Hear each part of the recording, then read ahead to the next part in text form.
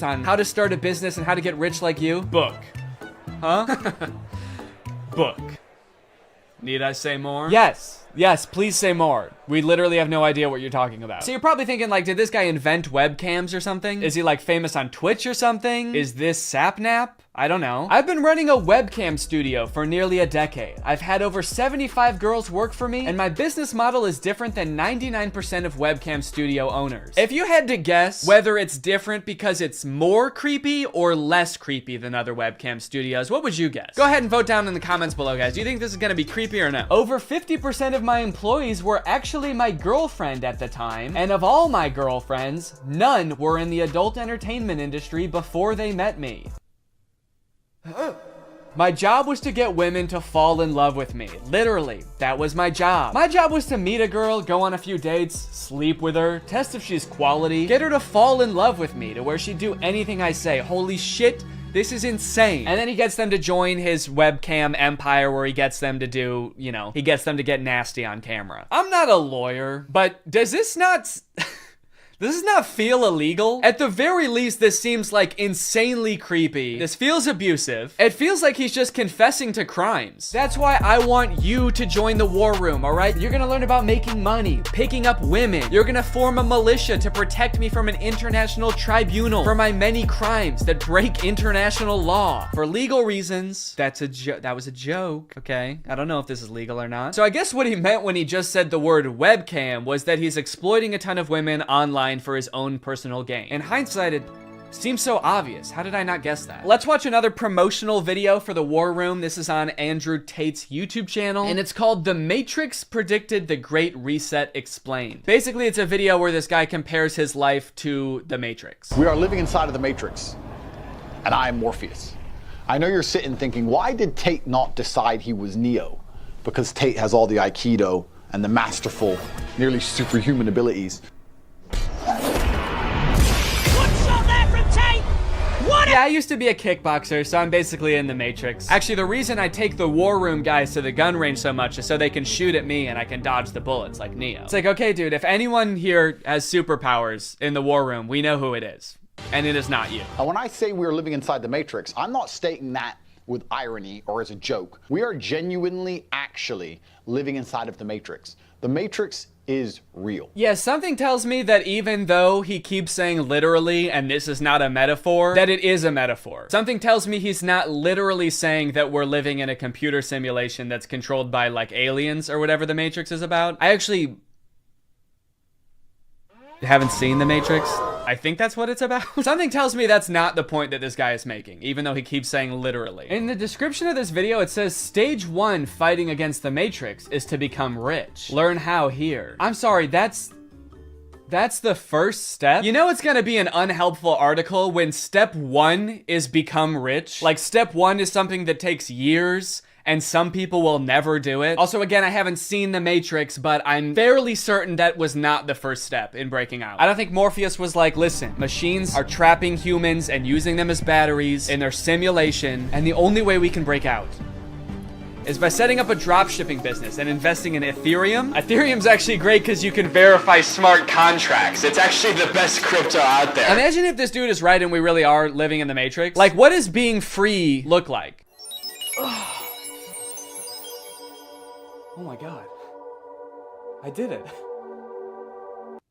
I'm free. I made it out. All right. Hey guys, we got another one. All right. Welcome to the club, buddy. Hell yeah. Congratulations, man. Yep. You finally made it out of the simulation. Wow. Thank you guys so much. Where's everybody else at?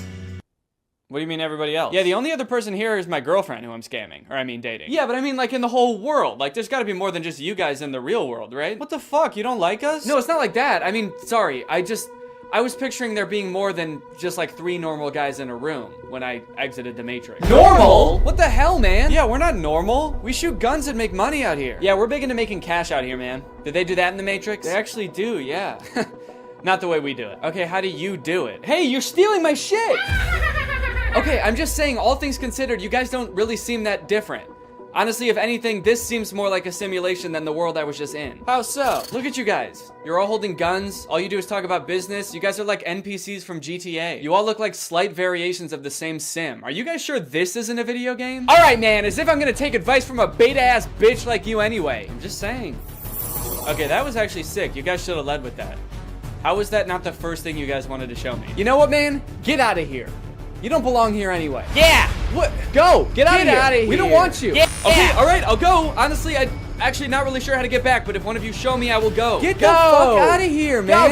Get lost. Get son of a gun. Go. What are you still doing? Get out of here. Go. I feel like this is definitely a video game. How can I keep my husband? I want to keep him happy. And I think all the women listening too, they want to know the secret. I'll tell you the secrets. Men are biologically designed. We're evolutionarily hardwired to seek status. You want power, you want status, you want the fast car. You don't care about the car. You want everyone to know you have the car and they can't have the car. Right. If everyone had a Lambo, you wouldn't want a Lambo. So every single thing we do is status driven to some degree. It's true. Meaning the female we are with has to add status to our lives in some form. If you want to keep your man happy, you need to think, how do I make my man look better to the world? How do I make him look better in front of other men? What a bizarre take, dude. How to be a good woman? Make your man look good to other men. You basically need to be a wingman for your husband to pick up dudes. I hate arguments like this so much. Alpha dudes are always trying to bring up like what men are hardwired to do. What have men been evolutionarily designed to do? Here he's saying that like men are hardwired to seek status. Men want a Lamborghini. You know how every men want a Lamborghini because it's a status symbol. Even if it worked out that like evolutionarily that's something that is in men's nature, that doesn't make it good. You know what else is in our nature? Thinking sugar tastes really good. If you didn't tell someone that sugar was bad for you, they would think like, oh my god, this is the best thing in the world because it tastes really good. If you put 10 pounds of candy in front of a caveman, he would eat all of it and then he would throw up.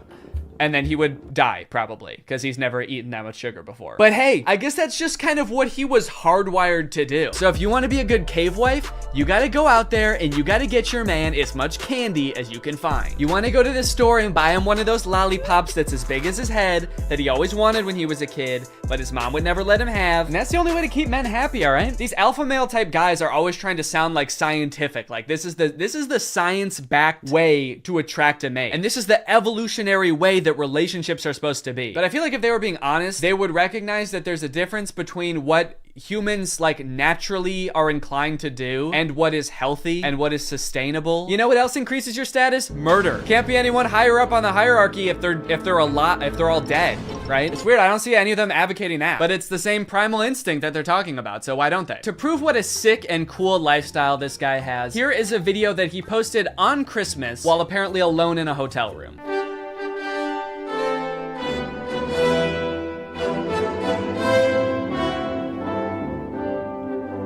Merry Christmas. I think a lot of people have the wrong idea about me. They look at me and they go, you hear about that Tate guy, you know, he's the 4-time kickboxing world champion, he's tall, he's strong, he's smart. He's fucking gorgeous. That's the wrong idea? People have the wrong idea about me. He's smart, he's rich, he's tall, he's funny. When in actuality, I am short, rude, and poor. Anyway, yeah, that's the war room. I feel like this video took a lot of twists and turns, but as I kept clicking on different links on this dude's website, I just kept getting more and more shocked at what I was finding. So hopefully this was an entertaining video. I was considering purchasing like a war room membership as part of a follow-up video, but I honestly do not feel good about putting any money in this guy's pockets. I'm honestly a little bit worried that if I paid this guy 7,000 pounds, it would go towards like more guns or like a prison cell for his employees. But anyway, I hope you guys enjoyed this video, and now it's time to talk about our sponsor. Guys, you know what you're probably not gonna get if you spend $5,000 to hang out with the guys from the war room? Delicious home-cooked meals, which is why I thoroughly believe that today's sponsor, HelloFresh, is a much better investment than the war room. HelloFresh has been a long-time sponsor of the channel, and I love their service. Every week, they send you 3 delicious meals that you get to cook at home with all of the ingredients pre-portioned, so you can skip all of the prepping and planning and going to the grocery store that, if you're like me, stresses you out about dinner time. HelloFresh is equipped to be able to serve a bunch of different lifestyles. With fit and wholesome recipes and low calories or carbs, you can indulge in delicious meals without having to worry about breaking your diet. My favorite things about HelloFresh are that 1, I only know how how to cook a handful of things, and HelloFresh has a huge variety of recipes. Like every week you get to choose from something different. And two, they're a super sustainable option. The packaging that they send you your food in is already recycled content, and HelloFresh cuts down on your food waste by 25% over grocery shopping. Cooking with HelloFresh is fun and honestly super easy. Anybody can follow the instructions and it'll kind of make you feel like a chef. So if you want to check out HelloFresh, then go to HelloFresh.com and use my code TrulyGreg16 to get 16 free meals and 3 surprise gifts. I don't know what the surprise gifts are, but if it's anything like their food, I'd say it's worth it. Thank you to HelloFresh for sponsoring this video, and thank you to you guys for supporting my channel by checking out HelloFresh. All right, thanks for watching. Bye. I recreated every single step from Squid. Curtis? Hello. Hey. You're probably wondering why I've called you here, aren't you? You said you wanted to make a video.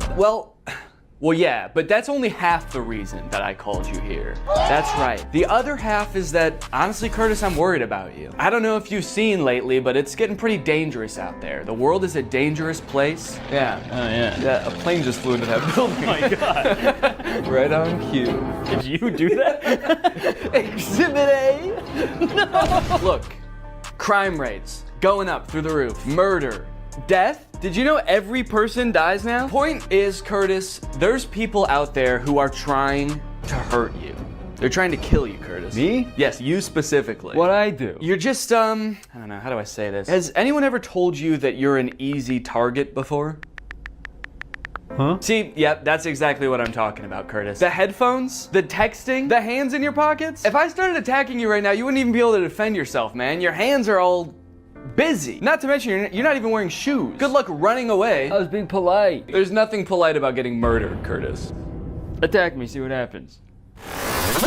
Attack! What the fuck? Exactly, like I said. How? It's not all bad, all right? I have found a YouTube account that specializes in self-defense advice just for people like you. For easy targets. Okay, so you're gonna teach me how to not be such an easy target. Not only that, Curtis, I'm gonna teach you how to defend yourself from everyday life situations that we all encounter. Like another plane crash that you just like another getting mugged, getting stabbed. You're getting out of your car and some guy runs up behind you and just starts punching you in the back of the head. Yeah. This happens to you all the time. Yes, yeah, just all those happened this morning. But today, we're gonna fight back.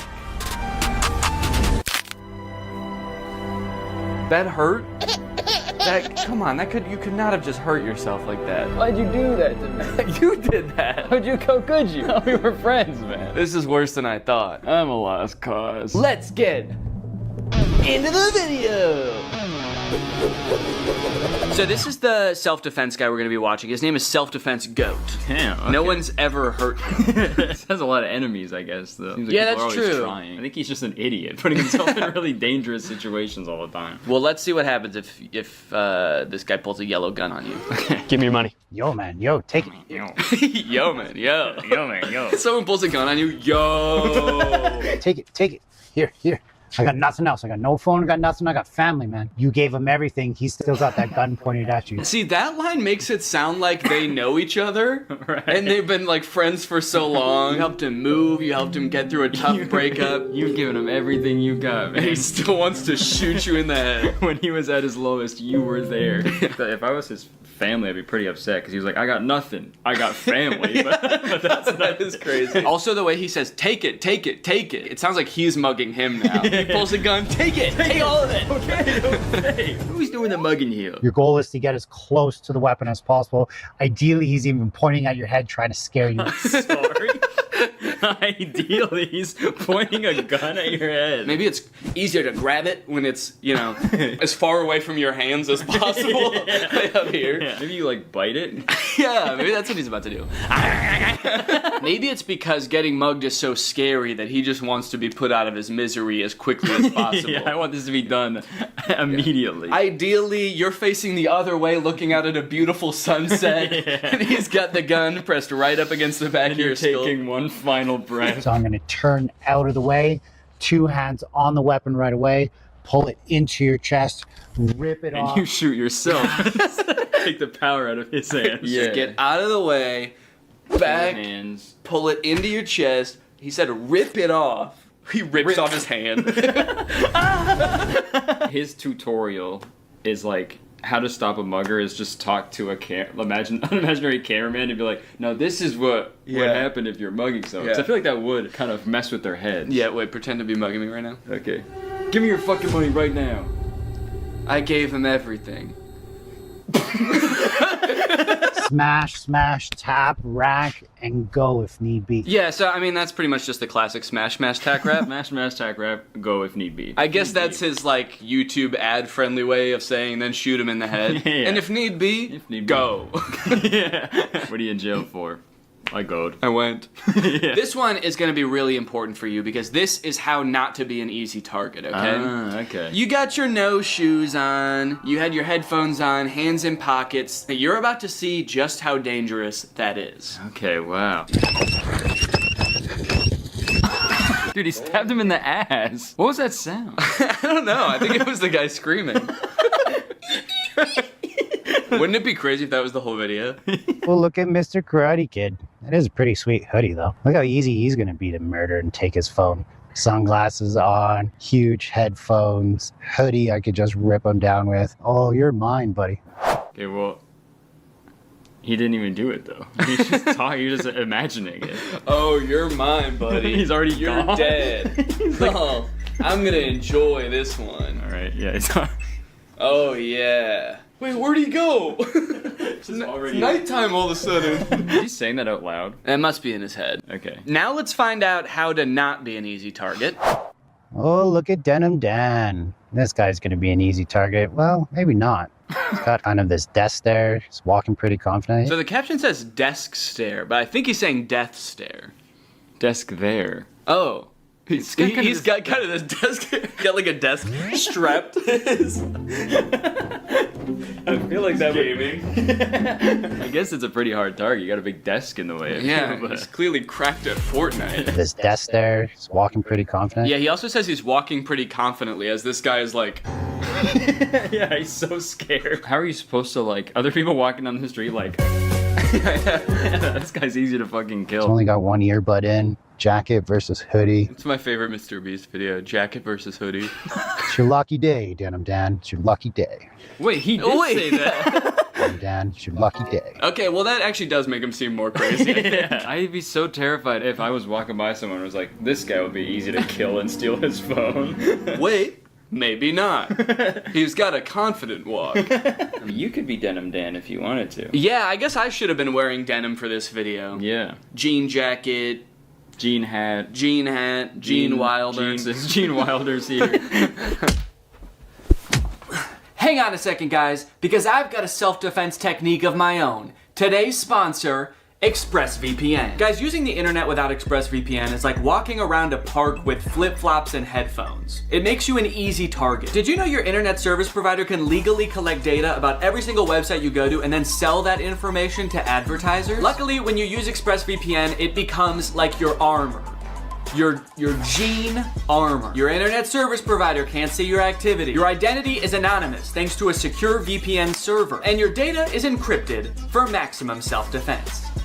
It's super easy to use as well. You can connect with just one click. Here I am changing my location to Canada. That way I can watch The Office on Netflix. It's not available here in the US, but it is in Canada. And you can do this with a bunch of streaming services and shows. It's sick. It works on your phone, on your laptop, even routers. That way you are always protected.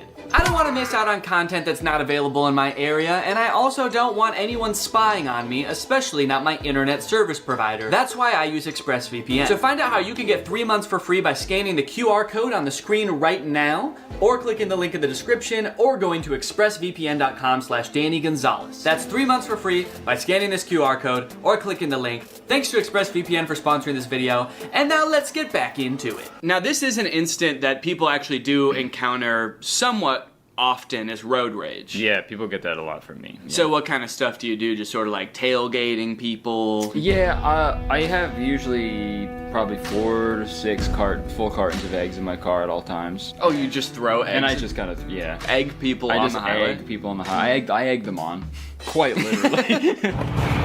Yo, what are you doing, Matt? What the hell's your problem? Yo, man, yo, chill. When it comes to self-defense... Oh, he's okay. Yeah, the rest of this video is from heaven. Just like an angel. So what's crazy about this road rage incident is this guy cuts him off. He didn't even have to stop. I mean, I get that people get super irrational during road rage incidences, but it seems I feel like this person should be the one who got out to shoot him because he got cut off. Right, yeah. The other guy cut him off so bad that he had to kill him. It's like No one can know about this. He Yeah. almost caused the accident, right? But what did I do? I honked the horn, I fingered him. I missed that part of the video. Yeah, when did that happen? Yo, what the fuck are you doing? Yeah, you were fucked up for that, actually. That was super weird. He fingered... What does that mean? Oh, like... You gotta check your ego, man. Don't finger him. Don't him Don't make that guy sing, man. Even though I wasn't technically in the wrong. Okay, wait, hold on. Did you notice that in the video he had like his wife or girlfriend in the car next to him? And she also got shot? Okay, yeah, so see, there's someone in the passenger seat here. Yeah. But then as he's talking to the camera... Check your ego. Even though I wasn't technically in the wrong. He cut me off. She's So this is a real death that happened. Yeah, he's like, luckily I did survive this incident. She did not. Don't worry, the paramedics are on their way. I just wanted to film this video real quick. Luckily, he's a very bad shot. Every bullet hit my wife.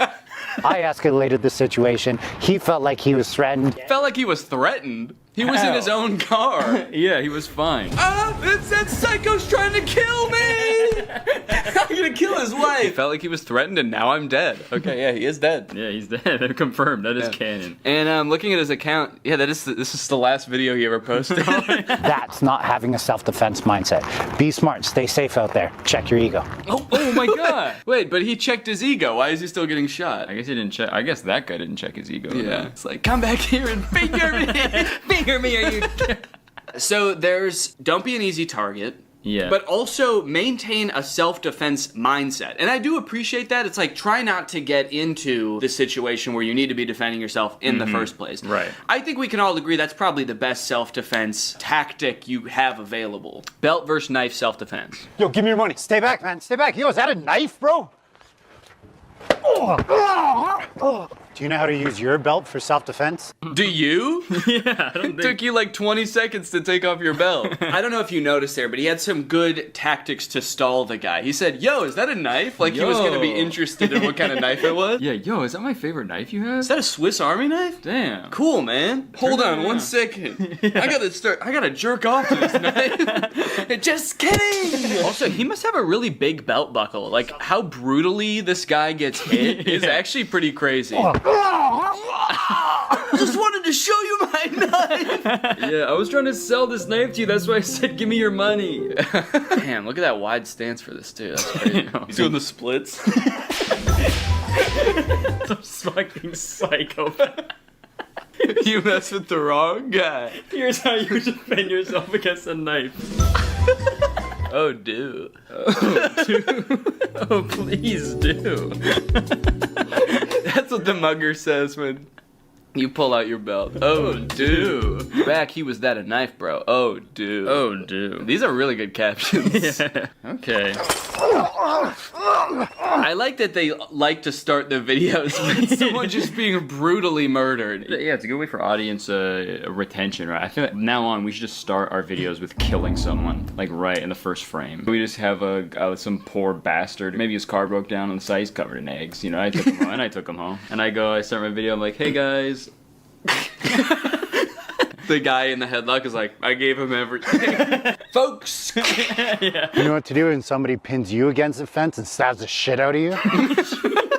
I firmly believe there's nothing you can do. No. I mean, there's definitely things to do to avoid getting here in the first place, but when you're here, There's nothing you can do. yeah. Ow. You're dead, man. Fence and stabs the shit out of you? He says it in a way that has like that that relatable moment when someone pins you against the fence and stabs the shit out of you. We've been there, man. I'm trying to establish control of the weapon. If I can get my forearm here, great, but he counters that by pushing me away. If he pushes me away, this is my new threat. It'd be crazy if in this hypothetical situation that's like now very controlled, he still gets stabbed to death. He's like, and I'm trying to get his knife, but he just keeps getting me. I put my forearm, he counters. God, this guy's good. This guy is the self-offense goat. I'm moving that out of the way. Now his butt's to me, and I finger him. In the States, shoot him. If you're in Canada, run. He's got a knife. Sorry, buddy. Damn, you're not allowed to shoot him. 3 signs you're getting punched. That one sounds fun. 3 signs you're getting punched. Number 1. Ow! You look like Tom Hardy if I ordered you on Wish. Oh, yeah? Oh. You look like Tom Hardy if I ordered you on Wish. Not Tom Hardy. Right, yeah. So thank you. You look like the face Tom Hardy would make if I ordered you on Wish. Tom Hardy would be like, Okay. Do you know the 3 most common signs before someone punches you in the face? sign number 1, you just told someone they look like if Tom Hardy if they ordered you on Wish. First sign, forward aggression. Second thing to look for is those clenching of the fist. What do you think the third one's gonna be at this point? He's just like cocking his arm back? Yeah, winding it up, I guess. If someone says why I oughta, you're done for. Tension, and they're getting prepared for something that maybe you're not prepared for. They could be getting prepared for something. If they're moving towards you with fists clenched. Well, what could it be? Visual diversion? That's gonna be the third one? What? The third one, they're going to be looking off in another direction, trying to distract you with their eyes so that you look away for that split second so that they get the job done. I may be moving forward towards you, fists clenched. Yeah. But I'm actually gonna punch that guy. Hey, Curtis, let's both go punch that guy. Okay. Oh. But Bouquet of flowers. Oh, it's on okay. No. Yeah, really? Here's 3 signs David Copperfield's about to beat the shit out of you. Look at here. What to do if you're pushed? What, you want to go? Jesus. Do you know how to deal with a push? Well, definitely not having as little balance as possible. What, you want to go? Didn't stand a chance. And his feet too. Oh no. I've seen, bar fights, people get into fights, but it's always like, fist punching or they're, kind of wrestling around on the ground, just Yeah. grabbing each other, pulling each other's hair. Right. I've never seen this like push and like whoa! It goes crashing through 3 walls. Yeah, not guy-shaped holes in each wall. Yeah. Do you know how to deal with this? No, I'm not Wile E. Coyote. Do you know how to deal with a push? I'm opening up that door as much as I can. Okay, so I go, But then I can go like that. yeah. Don't knock each other out. Do you know how to knock yourself and your opponent out at the same time? So the key here is as it comes up is just open up enough. Hopefully my boxing turns on now. And He looks so scared there. Don't hurt me.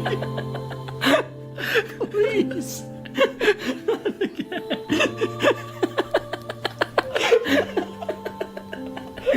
Is he actually gonna hit me this time?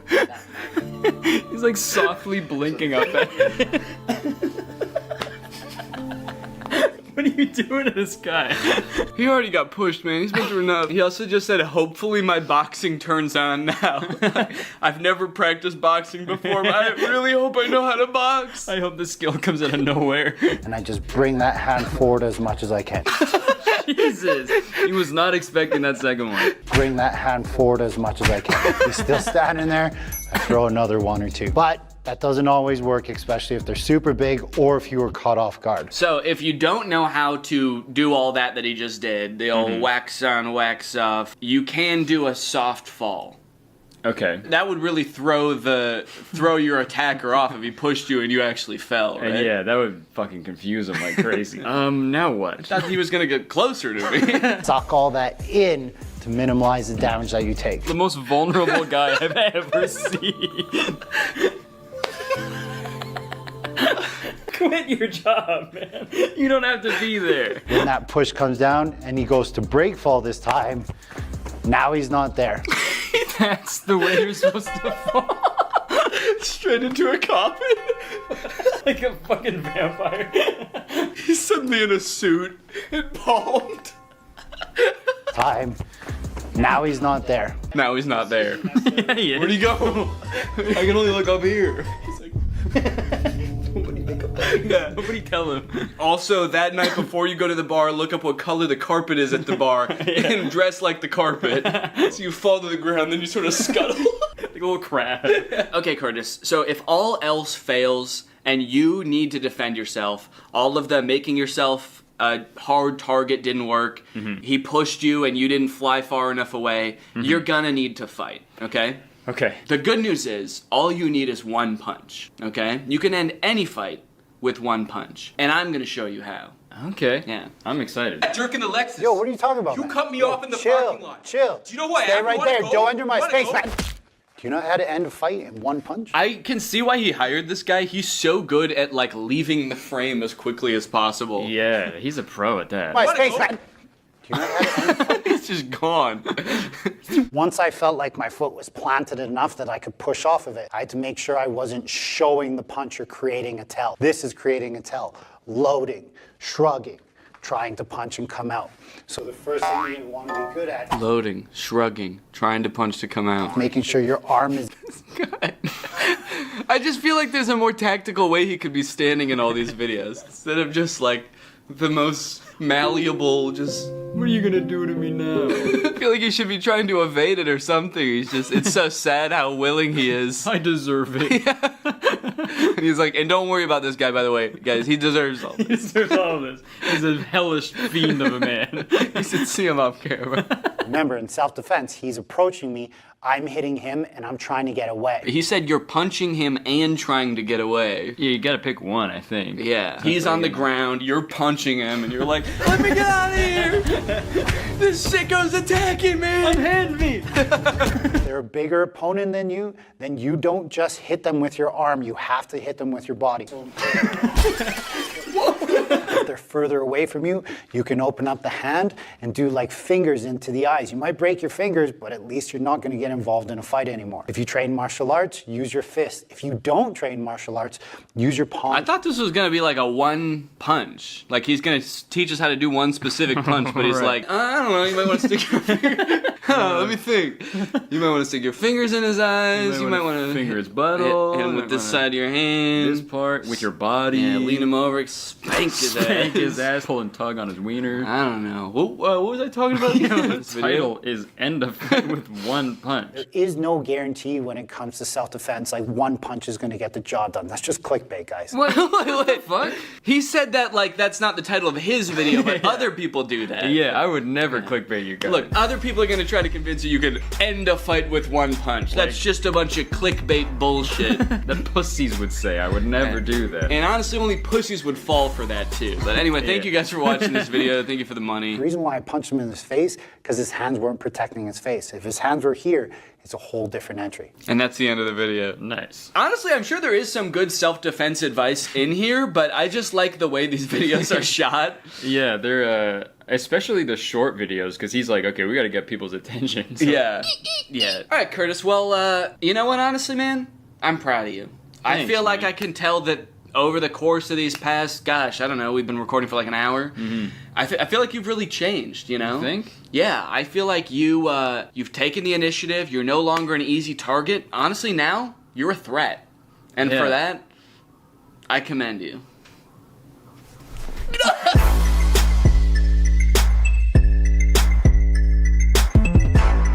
What's up, Greg? Did you know that anybody can make an iPhone game? If you wanted to, you could just like come up with the most insane idea for a game that doesn't make any sense, it's not fun, nobody would ever want to play it. And you could program it, or you could hire somebody else to make it for you, and then you can submit it to the App Store. And it seems like as long as it works, in the most like liberal usage of that word, like as long as it doesn't make your phone explode, then Apple will approve it, and then it'll be on the App Store and anybody can download it. Anyway, I thought it would be kind of fun to search the App Store and try to find the worst games I could possibly find and then play them and like do like a review, a playthrough of sorts. If you make any like normal search on the App Store for a game, like I searched Angry Birds in iPhone and iPad apps, and then you scroll down past all of the games that you would expect to see, eventually you'll just stumble upon the least fun sounding games you've ever seen. Angry Cock, anyone? Can I interest anyone in some Angry Cock? Bad Granny, Angry Grandma? Okay, Pig Evolution is a strategy game. Bad Granny is a scary neighborhood evil game type game. Yo, not only is the grandma evil, but the game is evil too? I'm not gonna download that. This grandma's gonna ruin your life in the game, and then the game is gonna ruin your life in real life. A few days ago, Bob come to a new place to live, and he saw neighbor's granny. He wants to say hello to neighbor granny and come to his house. Okay, who the fuck is Bob? That it started this description like we already know who Bob is. His neighbor's granny seems suspicious. She was hiding in his garage. She shouted, "Hello, granny." Is this gonna explain the entire plot of the game to me? I'm not even gonna need to play the game after this. He wants to find out information and the secrets of creepy neighbor's granny. Okay, it kind of sounds like from the description that granny is not that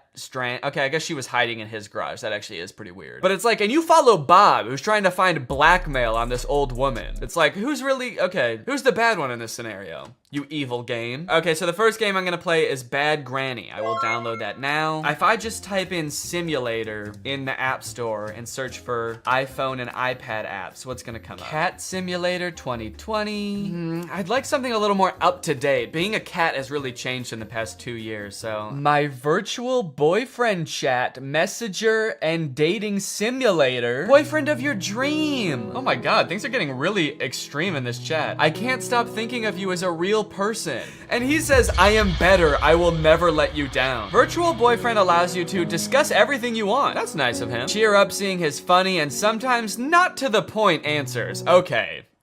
So you can discuss anything you want. He's just not gonna always respond to what you say. You can talk about whatever you want, and he's also gonna talk about whatever he wants. And we are downloading my virtual boyfriend chat. Okay, I'm just gonna type in some crazy shit. Let's see if we can just make up a game and see if it exists. I'm typing Ghost Simulator, Penguin Simulator. That actually sounds kind of sick. Yo, Ghost Simulator game! You got missions, upgrades, shopping. Okay, you can crawl around town as the Lick Mage. Lick Mage Nuts. Okay, it doesn't exactly look how I pictured it. I kind of thought that like you'd be going around and like haunting people, but instead you're just like wandering and floating around this barren wasteland, fighting things. Okay, I mean, shit, I'll give it a shot. Ghost Simulator game, there we go. And you know what? Let me snag Mommy Life Simulator too. This one looks kind of fun. Let's play like a super mom. Whoa, it's Gender Norms the game. Look at all the blouses you can choose from and modest shorts. Okay, master your driving skills. Seems a little sexist. Bring on goods for the family. Seems a little sexist. And activities to make your day great. You can go play tennis in your jeans, play with your dog in your jeans, run on the treadmill in your jeans. Someone please give this mother some athletic wear. Give her some shorts, give her a tank top. This mom is jogging in a flannel. I'm gonna download it if not solely for the fact that I wanna try to free this mom. Let's see if we can escape. Talking horse. So it looks like a game where you like take care of a horse and he smiles at you with the most horrific and unsettling smile I've ever seen. Okay, so you can do things like play video games with the horse, it looks like. You can work out with the horse. You're telling me this horse bench presses? You're telling me the horse works on his chest? He doesn't have one. I am gonna download it though. All right, I've got a wild batch of games. I've got them all downloading on my phone. Let's get gaming. That scare you? All right, let's find out what makes this granny so bad, shall we? Let's find out this old hag's secret. The first thing that happened when I opened the app is it asked me if Bad Granny could track me across other apps and websites. Now, why the hell would Bad Granny need to do that? Allow Bad Granny to track you wherever you go, both on your phone and in real life. This game is evil, isn't it? Yeah, I'm pretty sure it is. Also, does anyone else find it weird that that button always says ask app not to track? Like, is there a possibility the app is gonna say no and just do it anyway? How about we start telling these apps not to track? Who's with me? I said who's with me? Yeah, okay, thank you. Before starting this game, I had no concept of what this game was gonna be like, at all. I have no concept of what this game is gonna be like, at all. But in a nutshell, what you do in this game is steal from a lonely old woman. Find the cash. Oh my god, am I stealing from the grandma? Am I the bad one? You enter her house at the beginning of the game, and then for 20 astonishingly short levels, level cleared! The game directs you to systematically steal every valuable item in this poor woman's house. Each level you steal one item, all while being hunted by Granny. The main door is closed. Find the key. Oh, fuck! Whoa! Whoa, whoa, whoa, whoa, whoa! What the hell? Yep, that's Granny. And that's the first time I ever saw her. And while you're doing the game's bidding, picking up every loose item in her house, she roams the halls with a baseball bat, and if she finds you before you beat the level, she clobbers you to death. Ah! And I just gotta ask, is that really so wrong? How bad is Granny, really? It's just that I don't really feel bad for my character. I feel bad for the granny because I broke into her house and now I'm stealing shit. The description on the App Store said that I was getting dirt on the granny. And then you jump into the game and come to find out I'm just stealing nice things from her. I took her TV and I stole cash. Is that what dark secrets the granny was hiding? Her life savings? We're gonna put a stop to whatever the granny's been up to. You find out she's just been up to saving. She's been up to a retirement fund, a Roth IRA. We can't let her get away with this. Granny has a couple of interesting quirks and features. For example, when she hits you with her baseball bat, she doesn't actually face you. She runs right up to you and then turns to the side and hits the air next to you, thus killing you. Sometimes Granny can kill you after you've already beaten a level, which is really frustrating. Oh, fuck, fuck, fuck! Level cleared! Wait, what? A level cleared and I died? Like, you'll be on the level cleared page already, you'll be celebrating, and then the game will notify you that unfortunately Granny has decided to kill you anyway. Sometimes Granny gets stuck. I think I beat the game. She'll get confused in her old age and she'll get stuck in the corner of a room or the middle of a hallway, and you know, it's good for us, but it's sad to see, you know? She used to be so young and spry, I assume. I never actually knew her back then, but the instructions in this game are way less helpful than they should be for a game that is only instructions. As you'll come to find, Granny's house has 2 floors, and while most people would call those floors the first floor and the second floor, whoever made this game, I guess, thought it would be fun to call the first floor the main floor and the second floor the first floor. So in the game, when it tells you to find the Chinese vase in the first floor alley, you get to spend an exhilarating 10 minutes wandering around what you thought was the first floor, touching every vase to check if it's the Chinese one. The Chinese vase. Am I stupid? What is a Chinese vase? Okay, I've been wandering around the house for like 10 minutes now. The granny's not even here anymore. It's like she left. She got bored also of the game. Only to find out that it was upstairs the whole time. If I find the vase up here, I'm gonna be so pissed off. Just so we're all clear, this is the second floor. And if there's a Chinese vase up here that I could pick up, I'm gonna lose it. And I'm gonna, God damn it. God damn it is right. Oh, and I'm dead. That was the second floor! This game is wicked cool. Now, I know it looks like I'm having a lot of fun playing this game, but it got really boring really fast. I've been in every room of this house 900 times. I wish I never found this game. Every level is basically the same. Anytime you beat a level, yay, fail a level, dang, or even pause the game, you get an ad. It's an ad for a game called Going Balls. I'm going absolutely balls right now, dude. And they're really long ads. These ads are unusually long and confusing to click out of. Please skip. Please skip. No, I don't want Cash App. Skip it. No. I literally think I spent more time watching ads than I did playing the game. That's not fair. But because the levels were so short and there were only 20 of them, I knew that if I buckled down and grinded, I could beat this whole entire game in one sitting. So I suffered through ad after ad after ad, and finally made it to the last level. Now pick everything and run out of the house. So with all of her worldly possessions in my 2 pants pockets, I made my escape. Okay, here we go, here we go! Let's go! There's 2 yellow spots. I get to pick which one I want to finish on? I'm going over here. Level clear! Yeah! This game made my life worse. Also, I realized after I finished the game that on the App Store, there's supposed screenshots of gameplay for this game, but none of those are in the actual game. Picking up barrels and sitting down for lunch with Granny? Where was that? I would have killed to do that. Next game. I was feeling pretty frustrated going into the next game, but I was hoping that Virtual Boyfriend Simulator would be a nice change of pace. I started off by creating my own little profile. I got to take a picture. That looks good. Put in my name. Damn. Decide on a couple of character attributes. I had to look up what impudent meant. Means not showing due respect for another person or impertinent. Similar to Chinky. Wait, what? When you go back to the app after being in another app, there's a picture of a crying boy that says, "Honey, come back." And then when you actually get there, it's like, what?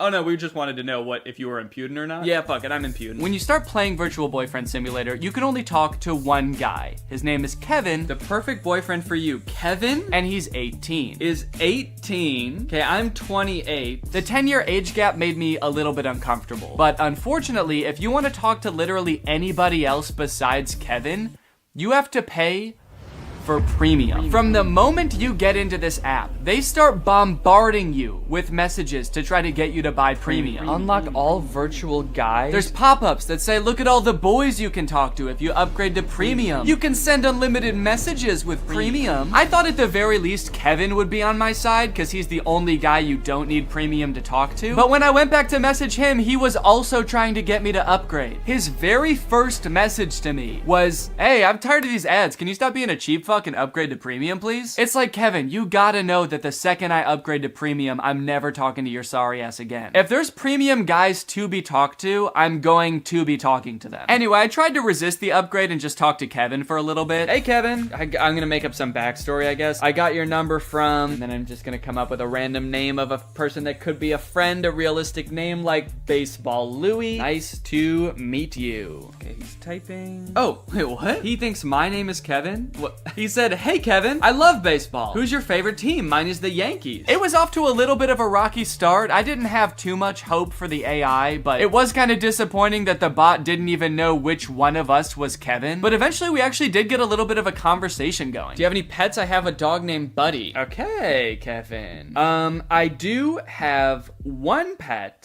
His name is Baseball Louie. That's a great name for a dog. It is, dude. Thank you. What do you do for a living? I'm an accountant. Based on the description in the App Store, I was not expecting Kevin to understand anything that I said, but Kevin would actually respond to what I said in a pretty natural way. At least for the first 4 messages I sent him. My dog is a Australian Gumblebee. I'm just gonna make some shit up and see what he says. Wait, huh? Sorry, but in the limited version, we cannot chat endlessly. I'll be back in 2 hours? What the fuck? This game lets you send 4 messages until it's like, all right, buddy, pay up. Now that you've gotten to know our darling Kevin, surely you're willing to pay $3.49 to talk to him. Surely you'll spend a little cash on the guy. He's told you he has a golden retriever. He's told you he's an accountant. Are you not in love yet? And you know what? I did pay $3.49. Okay, I guess I'm gonna continue chatting. I guess I'm gonna pay fucking $3 to talk to this guy. Hey, these premium guys keep messaging me. Hey, I know your little secret. Okay, I'm gonna keep talking to Kevin. From here, things got a little bit suspicious. My dog is an Australian Gumblebee. What do you say to that? Whoa! I'm actually really surprised how good the AI is. I've never heard of a Gumblebee. Wait, he spelled it wrong. Huh? Am I talking to a real person? How the fuck would an AI spell something wrong? He said I've never heard of a Gumblebee. Gumby. What's it like to have one of those? How could a computer spell something wrong that I made up? Just copy and paste it. While trying to get to know Kevin a little better, I decided to ask him some personal questions. Have you ever kissed anybody? Sexual style? And his responses just made me more concerned. Wait, what? Sometimes I am a nasty boy, but rarely enough. If you are lucky, I will say some vulgarity. If you're lucky, I will say some vulgarity. I love that. If I'm lucky, he's gonna say shit, balls, fuck. I guess I just didn't really feel like I was connecting with Kevin, and also I was a little concerned that I was actually talking to a real human being in like a call center somewhere. So I decided to chat up some of the premium guys instead. Big mistake. Andy's already messaged me freaking 3 times. Hi there, it's raining again, nothing new. What's the weather like where you are? Maybe I should move closer to you. Hey, I know your little secret. I never thought you liked to eat at night. Honestly, I can't help myself not to eat a couple of soft, hot buns before I sleep too. Why don't we eat together? I have a gift for you. And it's a chicken. One actually kind of cool thing about this game is that it allows you to create your own custom dream boyfriend. You can give them a name, you can like change their personality attributes and upload your own picture to it, which which I could actually see being really cool if you have like a celebrity crush that you've always wanted to have a conversation with, where they keep forgetting who you are and also keep trying to get you to upgrade to premium. Now I had him, the AI bot of my dreams. Baseball Louie. This time I did not beat around the bush. I had to tell him how I felt right away. Let's get this conversation going. Hey, I love you. Now, I only recorded myself talking to Baseball Louie for like a half an hour, but I decided it would be good for the video to keep talking to him over the next few days. Just for the video. I thought it would be good for the video and just that. And we had some pretty interesting interactions. We made plans to go to a baseball game together. He didn't show up. I told him I was spending $200 on tickets. He said he was looking forward to seeing me. I told him I was going to buy him a hot dog and feed it to him like a mother bird. He seemed stoked. I guess just not enough for him to actually show up. I got to talking to my friend Jarvis while we were at VidCon, and he said that all of these like AI chatbots are trained in pretty much the same way, where they're just given a ton of public information from like Wikipedia and stuff. It helps them learn to speak naturally, but it also gives them like a ton of knowledge. So I tried asking Baseball Louie some like random trivia questions, and it's kind of funny. I like kind of forget that he's supposed to be pretending to be like a dreamy boy for a second and just answer like a robot. Hey, what's the capital of Maine, by the way? The capital of Maine is Lake Champlain. It is the largest city in the state. Baseball Louie and I had a lot of fun, but now it's time for the scariest game of them all. Not because it's about ghosts, but because it was a total waste of time.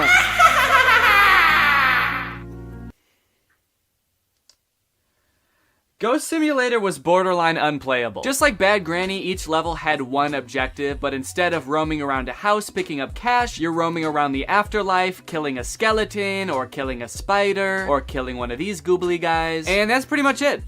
You just fight bad guys. Which would be fine if the gameplay wasn't so fucking bad. This game is laggy as hell. This game is so laggy. I simply can't play this for too long. This app also really wanted me to upgrade the second I started the game. Free items when by ultimate character. Who's ultimate character? Oh shit. Whoa, look at this little guy that I'm starting with. This little tiny ghost. And then your only other option is ultimate demon lord. You versus the ghost she tells you not to worry about? Shit. But this time I was able to resist the urge. I don't think it would have made a difference anyway. This game gets an F, and now it's time for Welcome to Mom's House. Did that transition make sense? I don't remember what I said before. There's no introduction or anything. The game is just like, go. Go get your two ugly kids ready for school. I don't know why they look like that. Everything in this game is pretty ugly. Your kids look like they made two adults and then just shrank them, and we're like, that's what kids are, right? They're just small adults. The buildings, the bus? Why is the bus like that? Did it melt? The way Mommy moves is also hilarious. They could not figure out how to make her look natural doing anything. Okay, pick up school bag from the table. That's easy. I know how to do that. Picking it up in the most labored looking way possible. When Mommy ventures outside the house, you'll find that they've populated the streets of the town she lives in with an NPC. Who's this weirdo? Just one NPC, and he's everywhere. Hey, there's that guy again. He's standing over here, too. Hey, dude, are you okay? You look like my son, but taller. Oh, and he works at the store as well. But for the most part, it's a pretty chill and relaxing game. Mommy's having a good time, the stakes are very low, except for the cooking challenge. The cooking challenge was very stressful. Turn off the stove once the soup gets perfectly cooked. There was a little meter that was supposed to tell you when the soup was undercooked, perfect, or overcooked, and I accidentally took it off the stove early. Oh. Wait, it wasn't ready. I accidentally did, it wasn't ready. I know it's not ready. Hold on, the soup is not done yet. There was a little diagram that showed when it was gonna be cooked. I didn't know that button did that. I didn't mean to take it off. It wouldn't let me put the soup back on the stove. Now I have no choice but to serve it to my kids. It's undercooked. I'm gonna pour it down the sink. I don't wanna feed it to my kids. Look at them. Oh, and what is my husband gonna do when he finds out about this? This is now part of my plot to kill my kids so I can start a new life somewhere else. Here you go. Here's your soup. It's undercooked, we won't eat it! The game is just like, oh, you thought the soup was done? Go ahead and feed it to your kids then. Oh no, this will be rich. Let's see you feed the soup to your kids if you think it's done. You know better than us? Go ahead, see how they like it. They didn't like it. And I would just like to add that the entire time I played this game, Mommy was very poorly treated. No one ever said, thank you, Mommy. No one ever said, wow, you're such a great mommy. Thank you for the soup. As someone with a mommy, I find that disgusting. Even I know that that's fucked up, and I'm 6 weeks old. There are some in-game purchases available in this game. You can can buy new family members. I can pick different people? Not additional family members, but you can pay to swap out your current family members with ones that you like better. For only $9.99, you can tear your family apart. Cop yourself a new son. Look at how cool this one is. Tired of your daughter looking like a 40-year-old woman? Now she's gonna look like a different 40-year-old woman. What's nice about this game, though, is it doesn't try to force these in-game purchases on you. The game developers were like, if you want to kill your entire family and swap them out with people that look different, Oh, hello. The game developers were like, if you want to kill your entire family and swap them out with new people, you can. But that's on you. Our hands are clean, dude. We didn't say you had to do that. This game was actually the funnest game I played the entire time, and I was actually really excited to beat it, and I was planning on playing every single level until... I've come upon a level with no controls or instructions. I'm unable to move. I can't do anything. The game just stopped working. There's no controls. Mommy go. Maybe it's voice controlled. Mommy go. Mommy walk. So I guess I'll just exit out of the app and never open it again? Welcome to Horse House. All right, partner, and howdy do. It's time to talk about talking horse. In real life, taking care of a horse consists of brushing it and letting it lick salt, and that's it, I think. So let's see if we can do those things in the game. As is tradition, this game presents no introduction or explanation of what this game is going to be. In fact, it actually kind of tries to pretend like you've played the game before. Continue. What an interesting button to make you press at the beginning of a game. I just want to make sure you're comfortable continuing to start the game. Are you good with that? Okay, cool. Continue. And this is Talking Horse. There's a horse on the screen, and a few things you can do with the horse. He can dance. Oh shit, get it, little horsey. He can also fart. And there's actually a couple of secret things that aren't labeled as like buttons that you can do on the main page. It's kind of like the secret menu at Starbucks. For example, you know how if you go to Starbucks, they don't have beating up a horse on the menu, but if you ask, they will let you do it? What happens if I poke him? Oh shit, did I beat up my horse? Right at the beginning, the game also prompts you to allow access to your microphone, and once you do that, you get to find out why the game is called Talking Horse. What is he doing? He's like looking at something? Am I supposed to click on that? You think I'm supposed to click on that little chick? Also, what is he doing? He's like looking at something? Am I supposed to click on that? You think I'm supposed to click on that little chick? What? Wait.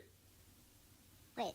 Hello? Hello? He copies you. Imagine how many people have played this game and were not talking to their phone while they played this game and just never found out why the game was called Talking Horse. I killed John F. Kennedy. Yo, this horse is crazy. Press on the little video game controller on the main page and you will be taken to a list of mini games you can play with the horse. You got Jumpy Horse, which is basically a direct copy of Doodle Jump, if you guys remember that game. You got Horse Smash, where the violence towards horses continues. Horse Smash has a normal mode and then also a hostage mode. You know how horses are always taking hostages? Is the horse taking people hostage? Yeah, the horse sometimes has a duck, and I'm guessing I don't want to hit the duck. Whatever you do, don't hit the duck, dude. That's animal abuse. But if you ever see a horse pop out of one of those holes, break its skull with your hammer. Kill the horse. Wait, so they have a Jumpy Horse and Horse Jump. They really couldn't come up with any other game mechanics. They were like, how about a jumping game, a smacking game, and then, I don't know, dude, a jumping game? What do you want to play? You want to come up with ideas all day? You can collect coins a few different ways from what I've gathered. You can get them in games, and you can also buy them with real human money. And when you have enough, you can unlock new and fun things that you can watch your horse do.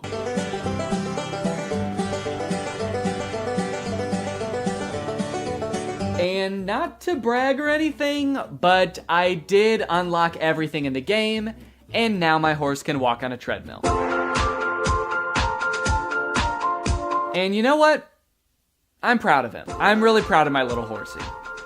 I'm really happy that I played this game. It brought a lot of joy to my life. I'm not scared of the horse. I'm not terrified of the horse. I didn't delete the game immediately after filming. I really like this horse.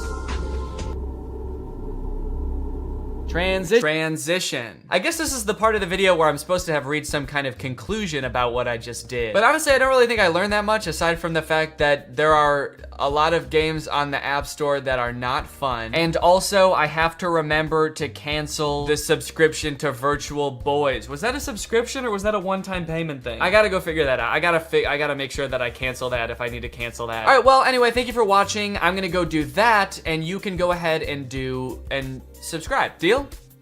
Okay, good. Bye. Life as a new dad is pretty good. Rocking my baby to sleep, watching him crawl for the first time, and there's so much to look forward to. Like finding out what kind of TikTok dad I'm gonna become. There's so many types of dads on TikTok. You got Frog Dad. I could be like Addison Rae's dad, begging Young Gravy to box him. One thing's for sure, whatever kind of dad I become, I'm excited to do it on TikTok. Wait, what is this? TikTok is getting banned? Guys, TikTok might get deleted in the US forever in a few months, so I either need to move countries or fulfill my dream of becoming a TikTok dad now. Luckily, over the years, I've gathered a pretty choice list of dad talks, and today I'm going to watch them, and then I'm going to become them by recreating them. So let's take another look at that Addison Rae's dad TikTok. Can I get a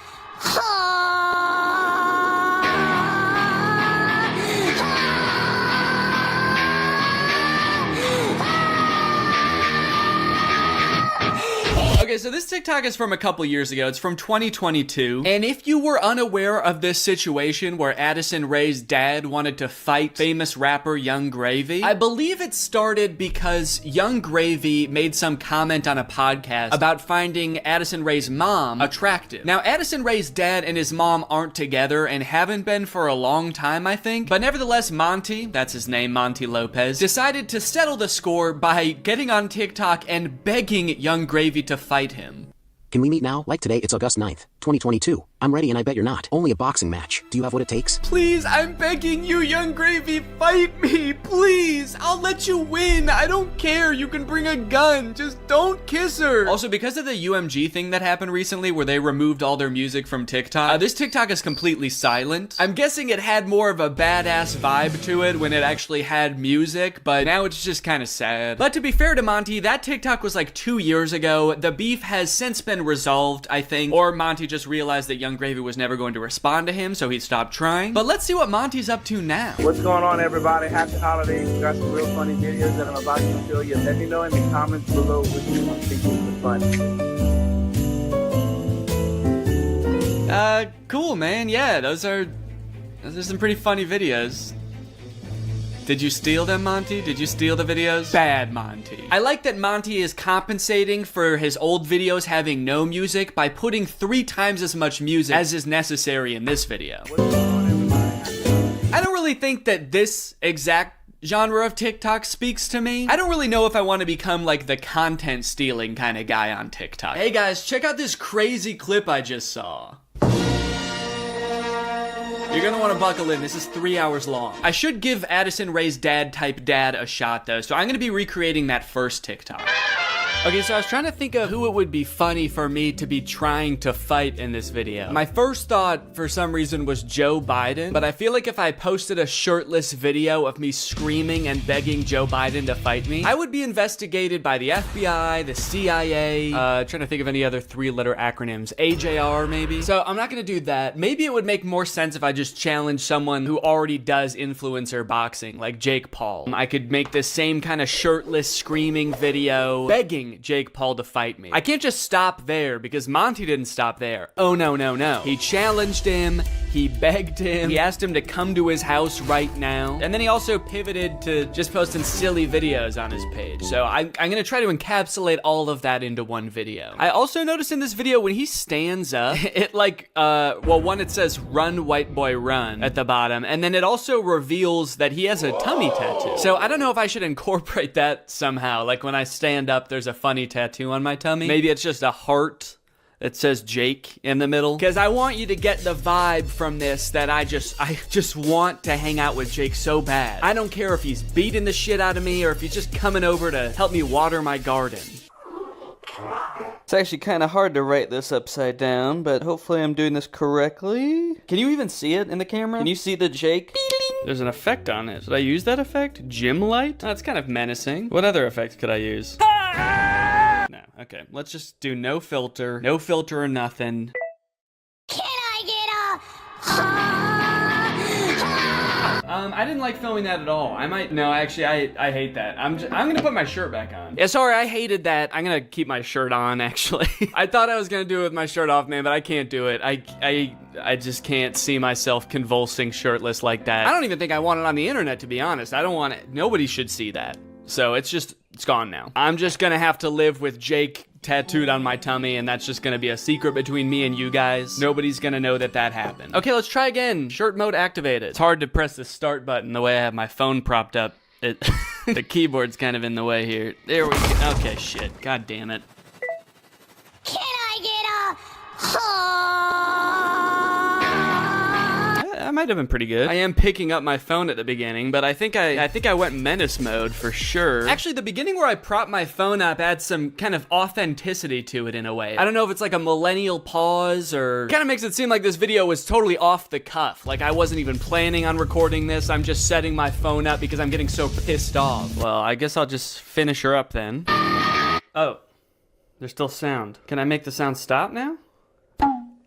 Please? Okay, I guess I can't. So is it just gonna be that then? That's not good. That's not funny. That's just weird. That's just me straight up asking Jake to fight. Okay. Maybe I can record it in my camera roll and then add it in the editor. Hey Jake, I just wanted to say, I didn't mean what I said back there. I don't think you're a baby.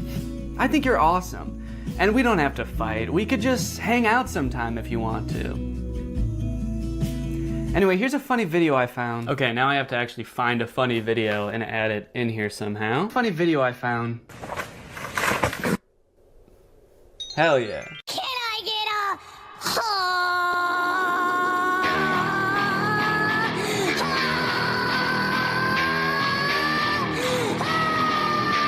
Hey Jake, I just wanted to say, I didn't mean what I said back there. I don't think you're a baby.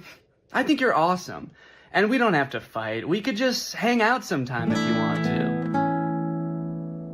Anyway, here's a funny video I found. Yeah, I think it's perfect. And I think it's ready to post, and I'm not worried at all about what people will think when I post this. So I think after I create all the TikToks, we can take a look at some of the responses to them. Okay, next TikTok. My daughter being in a toxic relationship. Hashtag POV, a pack sticks up for each other. One of my favorite things about this TikTok is how many people show up. I thought it was just gonna be the dad at first, but then more and more characters keep coming in. It kind of makes the dad seem a little less badass. Like, no wonder the boyfriend's scared. He is severely outnumbered. I also love how the uncle comes into frame by touching the brother's shoulder, but it's obviously just his own hand touching his own shoulder. You know you're in for trouble when you feel your uncle tap your shoulder. You know how uncles do?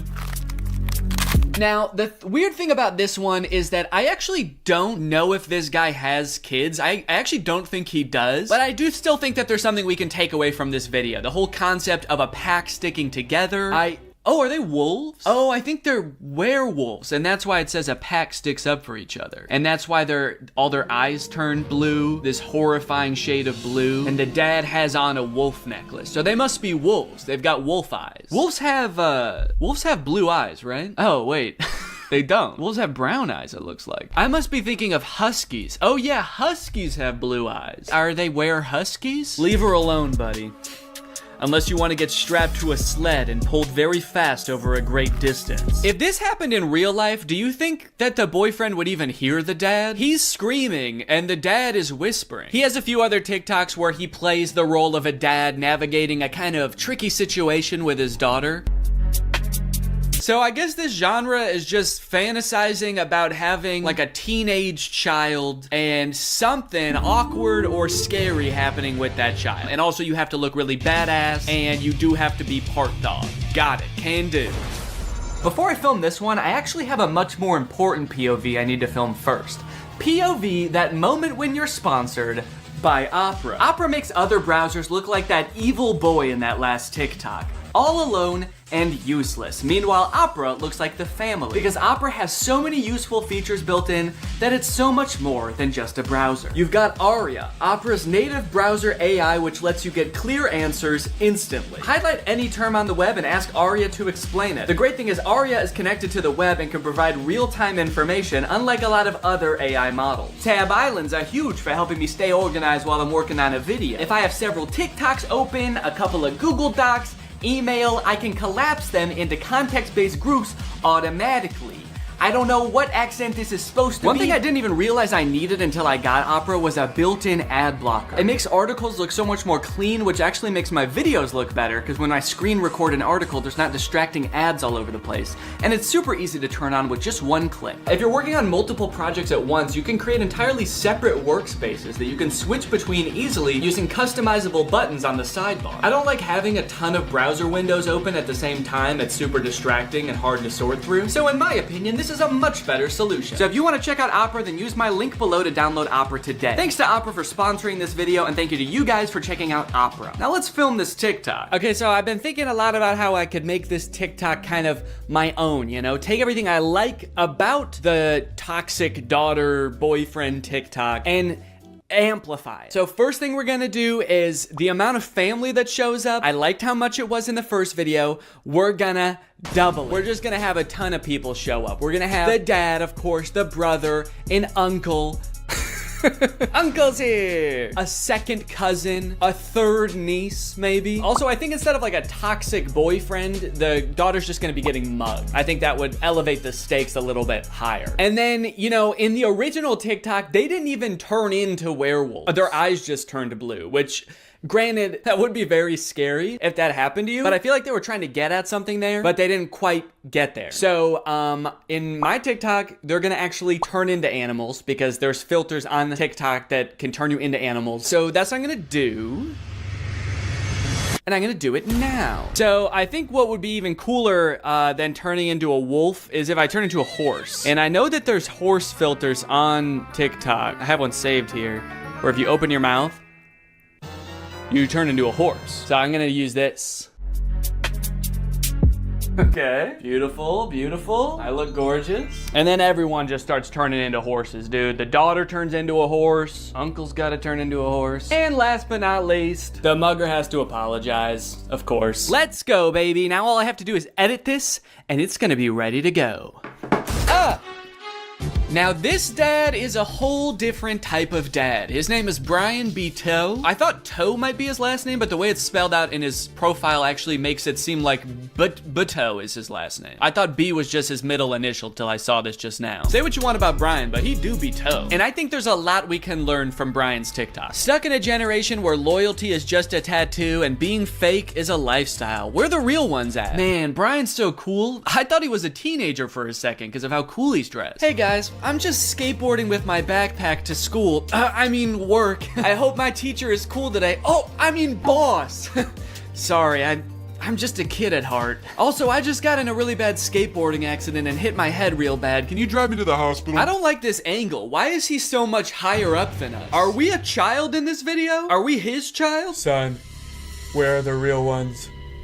What have you done with the real ones, son? I'm not even sure how the caption and the video are related. They seem like totally separate things. I'm so sick of my generation.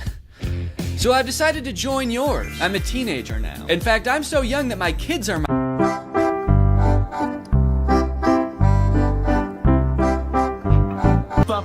All right. Now, obviously, I don't like this video. I don't like it one bit. But I'm mature enough to realize that I'm not the target demographic for this video. This video is for MILFs. 'Cause you a MILF. And I'm not a MILF. I'm at most a dill.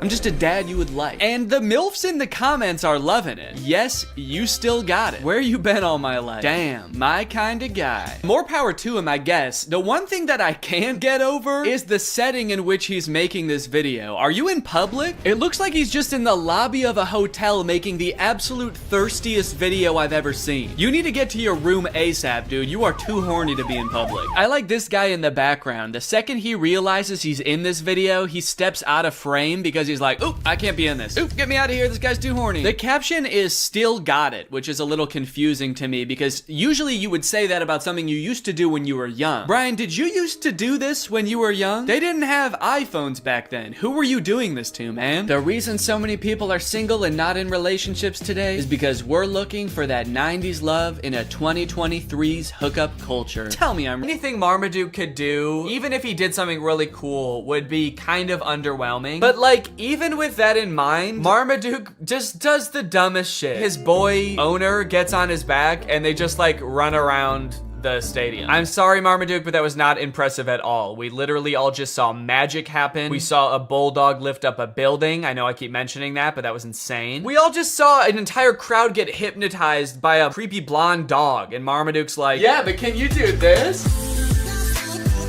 Are you trying to bankrupt your family, Marmaduke? Because that's what's gonna happen if you keep this shit up. Are you trying to destroy your family's lives? You're going to. Keep dicking around on the ground like that with no talent, and you're gonna destroy their lives. It's happened before, it'll happen again. Okay, a little plot twist happens at the end of the dog show. Zeus, the beautiful dog, wins. Obviously, he hypnotized the judges, so we kind of thought that was gonna happen anyway, but it turns out that one of the judges is actually Zeus's trainer in disguise, so he gets disqualified from the talent competition. I kind of feel like it was pretty dumb of him to do that because he had a shot at winning anyway. It's not like he was like a total underdog. Dude was basically an overdog. He was actually bound to win. He hypnotized everybody. Marmaduke dead? Marmaduke was a good dog. What the fuck, dude? We will miss you very much. Okay, they're spending way too long on this if he's not actually dead. He should have come back alive by now, probably. Is there still time to hit the awards banquet? Jesus Christ, dude. You have to admit, if he did die, that would be objectively the funniest ending to this movie. Marmaduke doesn't win the dog show, and then he dies. And then everyone's really sad, and then the movie ends. In my head, when this was happening, the first time I watched this, I was like, please roll credits, please roll credits. It would be so fucking funny if Marmaduke dies. Oh, fuck, he's alive. Anyways, if this movie couldn't get any worse, it ends with an original song by Pete Davidson about being a dog. Pete Davidson, 40 seconds to write this song. All right, Pete, it's time to record the ending song. What ending song? You guys didn't tell me there was gonna be an ending song. I don't know, man, you tell us. Hit it. All right, well, yeah, that's Marmaduke. Let me know what you thought, and now it's time to talk about our sponsor.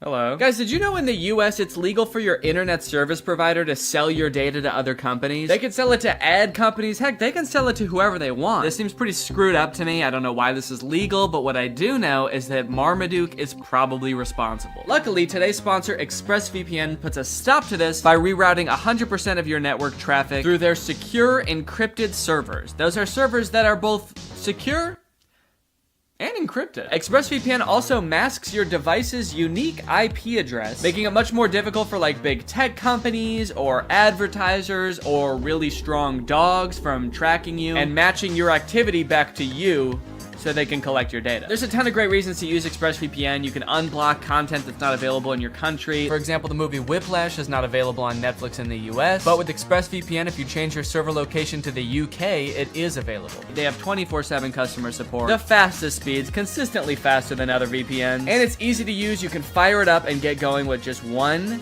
click. I've got ExpressVPN on my computer and my phone, pretty much every device that can have it in my house. So find out how you can get 3 months for free by visiting expressvpn.com/Danny Gonzalez. That's expressvpn.com/Danny Gonzalez. Thank you to ExpressVPN for sponsoring this video, and thank you to you guys for checking out our sponsor.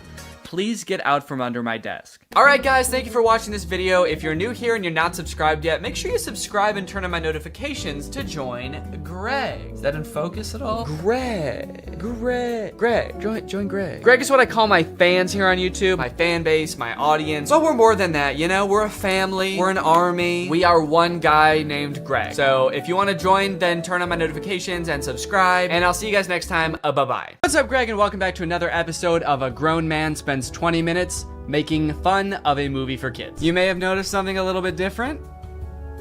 There's a microphone in the frame. I got a new stand for my microphone, and apparently the only way I can get it like close enough to me is by having it slightly in frame. So I hope this isn't super distracting. This would be kind of a crazy way for like one of those faceless YouTubers to film videos. What's up, guys? So today we're going to be talking about Zapped, and after watching this movie, I'm starting to think that the writers of Disney Channel original movies are not capable of writing a movie that's not about a teenager trying to control the opposite sex and mold them and craft them to their liking. You got Pixel Perfect, a movie about creating like the perfect girl pop star. How to Build a Better Boy, pretty self-explanatory in the title on that one. And then you got this movie Zapped, which is about Zendaya discovering that her dog training app can actually train boys to obey.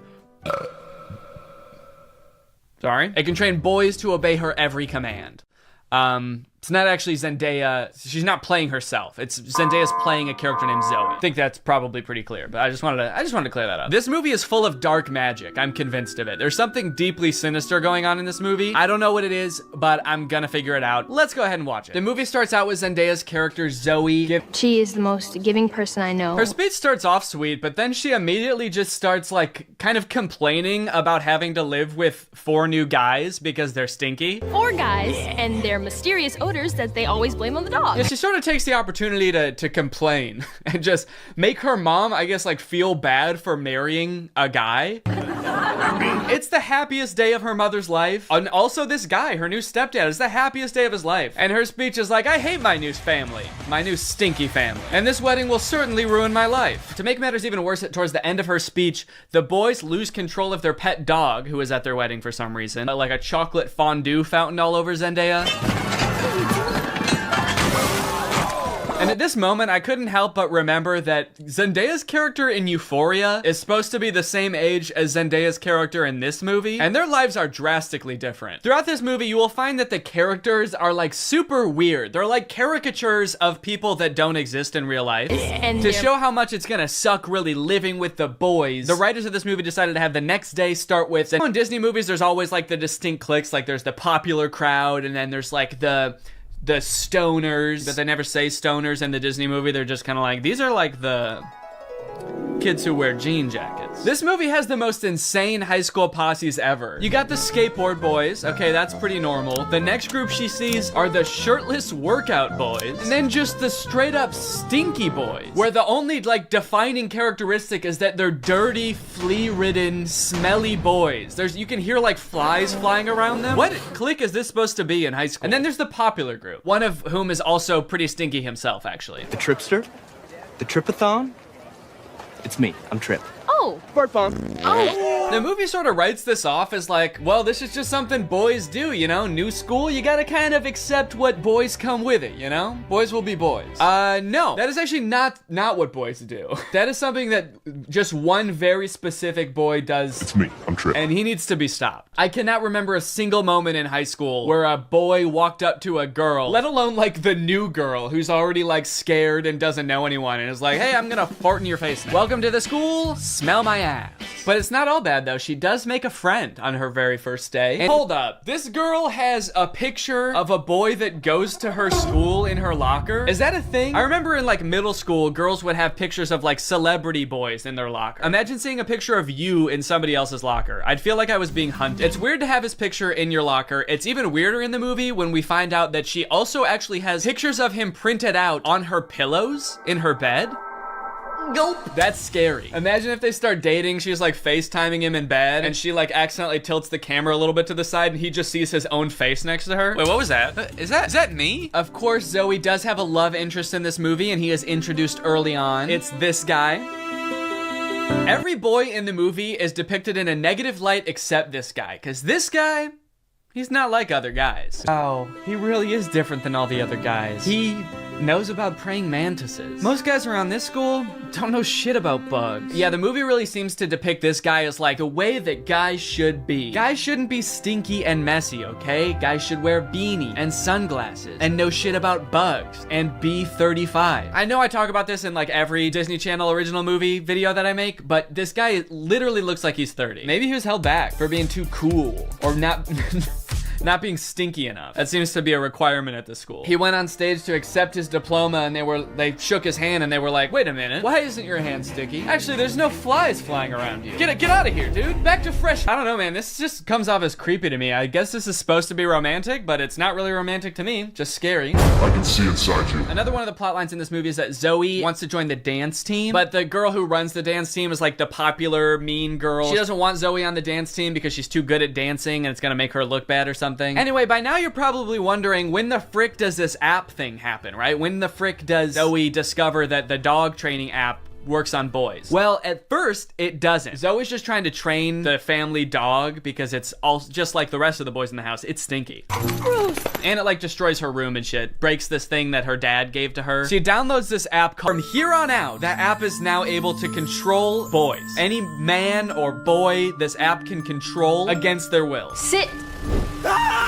And at first, while watching this movie, I didn't even think it was that weird. I didn't even give it a second thought. I was just like, okay, yeah, so something magical happened and now it can control boys. That makes sense. But like, what? What happened to the phone? I don't understand how solar panels and satellite dish changes the app from dog-based to man-based. Like, you'd think at the very least something having to do with like men would happen to the phone. Like the phone lands in like a bucket of buffalo wings or like flies through a football field. I'm just curious to know if that fucked up other apps on the phone or if it's just the dog training app. Now, whenever a boy likes one of my tweets, he goes into a coma for 3 years. And don't even get me started on the weather app, because every time I check that, boys start falling from the sky. Anyway, let's just say now that she's got the ability to control boys, she has a little bit of fun. Boys are acting weird. Dude, he farted twice in midair in such rapid succession. They added in 2 fart sound effects. Kind of impressive. I'm trying to imagine how she's gonna use the app to get herself out of this one. Stop farting. Take it back. Take the fart back. Suck it back up into your ass. Oh, how am I doing this? But no, she just uses the app to utterly humiliate him in front of his friends. That's funny. Girls are catty. What the fuck does that mean? Boys are dog-like? What the hell? I mean, I guess in this universe they kind of are. They're like flea-ridden, mangy boys. Why do we smell like we smell? So pretty much like the majority of this movie is just Zoe using the app to like get what she wants and make all the boys at the school act exactly how she wants them to. She turns the skater boys into gentlemen. She goes up to the nerdy gamer kids and tells them to like go do yoga instead of playing video games. Let's go do some yoga. And her brothers, dude, don't even get me started on what she does to her poor brothers. I'm taking the brothers' side, all right? They did nothing wrong. Her poor brothers were just living their lives until Zoe moved in and tries to fix them. Be clean. Holy moly, it's filthy in here. Her messy brother, she tells to be more clean, which turns him into this like hyper-hygienic husk of his former self. I use sponge and soap and paper towels and a power washer. For the rest of the movie, he's literally he's scrubbing everything frantically in a panic. Anytime there's a mess, he's like, I gotta clean it up. She tells the gross cooking boy to cook less gross stuff. Start making less gross food. So he's like cooking 5-star meals for the rest of the movie. And then the oldest brother, she tells him to be more focused. The boy is just like focused on inanimate objects for the rest of the movie. He's just like staring at a lamp or at the basketball net. She turns her own family into like mindless zombies. And she's like, this is better. This is nice. It's creepy, dude. It's eerie, this movie. In all honesty, dude, this show walked so that WandaVision could run. This is basically WandaVision. In fact, since they're both owned by Disney, I wouldn't be surprised if this was in the same universe. This is like a prequel to WandaVision. This is where she gets the idea. It's kind of funny how low the stakes are considering the power that she holds. She could like take over Wall Street. She could get rich. She could make anybody do what she wants. Any man. She could fix every war. Create world peace. In fact, I think her friend says that at one point in the movie. She's like, we could end every war with this. And Zoe's just like, yeah, we could, but I simply will not. I think it's more important that my brother stares at a lamp for the rest of his life. That's kind of the shit I'm on. Rules to this movie, the lore does not make sense. I guess that's just how Disney Channel movies go. In the end, everyone sort of learns that like, hey, girls have things that girls do that are weird to boys, and boys do things that are weird to girls. And that's just how we need to leave it. Which in some sense I would agree with. Not in this movie, though. The boys are disgusting in this movie. They need to change something about themselves. I think that there could be some middle ground between her mind controlling them and them just being utterly repulsive. Anyway, the moral of the story is like Zoe realizes that she is not God and should not have unilateral control over everyone's lives, and they all live happily ever after. Well, guys, we may never be able to control boys using our smartphones, but you know what we can control? Our money. Thanks to today's sponsor, Current. Do a flip. Do a backflip. Sit. Speed. I love you, Father. Good boy. That's right, guys. Today's video has been sponsored by Current. Current is the future of mobile banking. You guys have heard me talk about how awesome Current is before, how flexible they are, how transparent they are with things like no hidden fees. But today, I've got something new to talk about, and that's interest. Because Current just launched a new feature called Interest where you can earn 4% APY on your money. That's 4% for your money literally just sitting there. That's right, you don't gotta be throwing money at the stock market or buying NFTs and investing in cryptocurrency to get some return on your money. With Current's interest feature, you literally just get 4% for your money just sitting there. And as if that's not already enough reason to start using Current, I am once again going to be giving away $5,000 with Current's help. So go ahead, download Current, make an account, use the code DANNYINTEREST for a chance to win, and so you don't miss out on that 4%. Signing up for Current is totally free to do. You can do it right now. So honestly, there's really no reason not to. All right, well, thank you to Current for sponsoring this video, and thank you to you guys for checking out Current. They've been a long-time sponsor of the channel. They've helped me do some amazing things, so make sure you check them out, and goodbye. Bye. All right, guys, I'll admit I am very late to this topic, potentially even like a month late, depending on when this video comes out, but in my defense, I'm a dad now, all right? I have a baby. He's 5 months old. I have better things to do than sitting here talking to a camera alone in my room. Like watching Jason Nash live stream on TikTok. All right, Sandra, thank you for the money. Kevin, thank you for the money. Can you guys send me $1 million? Turns out I can do both at the same time though, so now I'm here. If you've been on TikTok lately, there's a good chance you've seen former Vlog Squad member Jason Nash constantly live streaming, compulsively urging his fans to send him money. I know I have. A lot. This man is constantly live. Here we go, 118. Guys, don't forget to follow my podcast, All Good Things Podcast. We just spoke about it. We need... Have you enjoyed that 30 seconds of silence, guys? Make sure to go check out my podcast. You're gonna love that. It's completely silent for an hour. Like me, a lot of people were pretty confused to see this. At one time, Jason Nash was a part of the most popular group on YouTube, and now he's battling the Joker for gifts on TikTok. What a way to start the day with Tommy Coach. Tommy, thank you so much for being here. If you've never seen one of these TikTok gifts battles before, basically there's two creators and you send gifts to the respective creator that you're watching. This bar at the top indicates who has the most gifts, and when time runs out, whoever has the most gifts wins. Their prize? All of the gifts that they got during the battle. And then the second place person also wins all the gifts that they got during that battle. So needless to say, there's a lot at stake. This is a live stream where Jason is actually battling his wife, Naveen. Why don't you come down in the room? I'll let you in. You can come back in the house now. Yeah, come back in the house, man. You look like Batman standing over the city. Now, hang on. If they're married, aren't the gifts just going to both of them? What kind of charade is this? Now, at first, I kind of assumed that most of the people watching these live streams were children. And I was like, ooh, that is super weird, just like asking children for money. You're basically just asking them to steal their parents' credit cards. In a way, I sort of thought of Jason Nash as like a babysitter, but he's also babysitting 1,000 other kids. And if you start choking, he's not gonna call 911 because he can't see you. But after tuning into a few of his streams and actually like clicking on some of the profiles of people watching, I realized that it's actually mostly adults, which was very surprising to me. Guys, what are we doing here? Stop that. I promise you there are like 1 billion other better uses for your money than helping Jason Nash's wife crush him in a gift battle. Fun as it may be. The reason I wanted to make this video is because I think that it's kind of a very interesting look at the career span of a creator. It's a pretty new career, all things considered, and like nobody's been a full-time online creator for 40 years, so we don't really know how long this career is supposed to last or how it will evolve over time. So I think it's worth looking at why Jason Nash is here. Between the years of 2016 and 2020, David Dobrik was seemingly at the top of the YouTube ecosystem. What started as David just sort of goofing around and filming his friends as up-and-coming content creators quickly turned into partying all the time, collabing with huge celebrities, huge giveaways, and giant sponsorship deals. And if you didn't watch the vlogs around this time, you might think that David was like the biggest part of them, but it was actually more his friends doing the heavy lifting. David was always behind the camera, and sure, he would laugh a lot, and you'd hear him laugh. But I really feel like the reason people tuned in was sort of to live vicariously through David and experience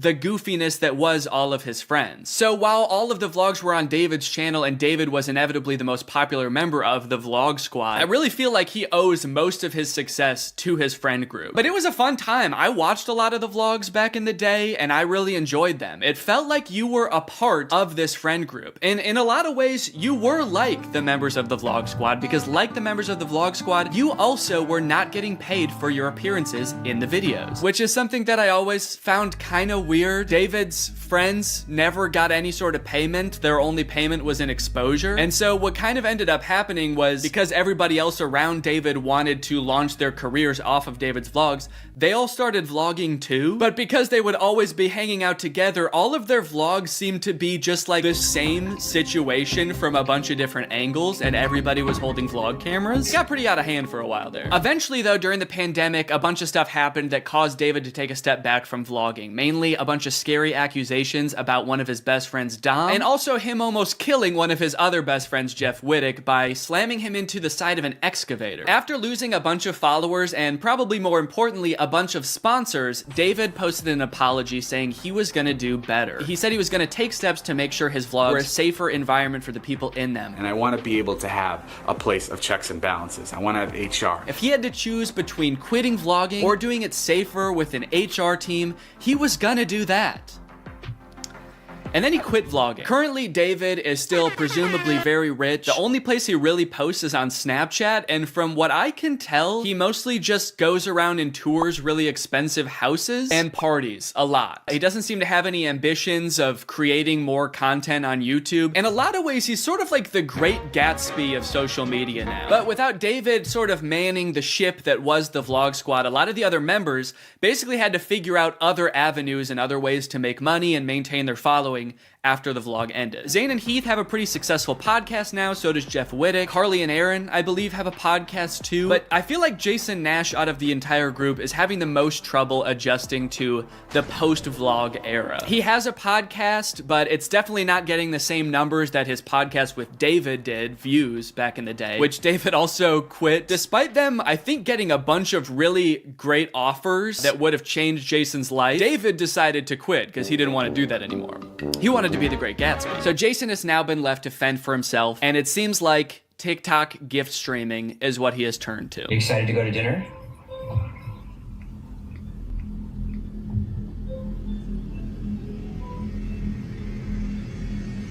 Man, this is content, baby. This is crazy. I didn't know all you had to do is just sit there and stare at your camera and people will just send you money. Why did I write this whole video? So a lot of the response has obviously been kind of cringing at this feeling that what he's doing now is very shady. And I mean, he's not really harming anybody, I guess. It does seem like it's mostly adults sending him money. Obviously, there's always going to be kids online stealing their parents' credit cards, so that's not great. I do get kind of a shady vibe from it just because there literally is no content for you to consume except to send him money. Like, the whole point of this stream is to see how much money Jason can make without having to do anything. That's like the point of the stream. Melanie, thank you.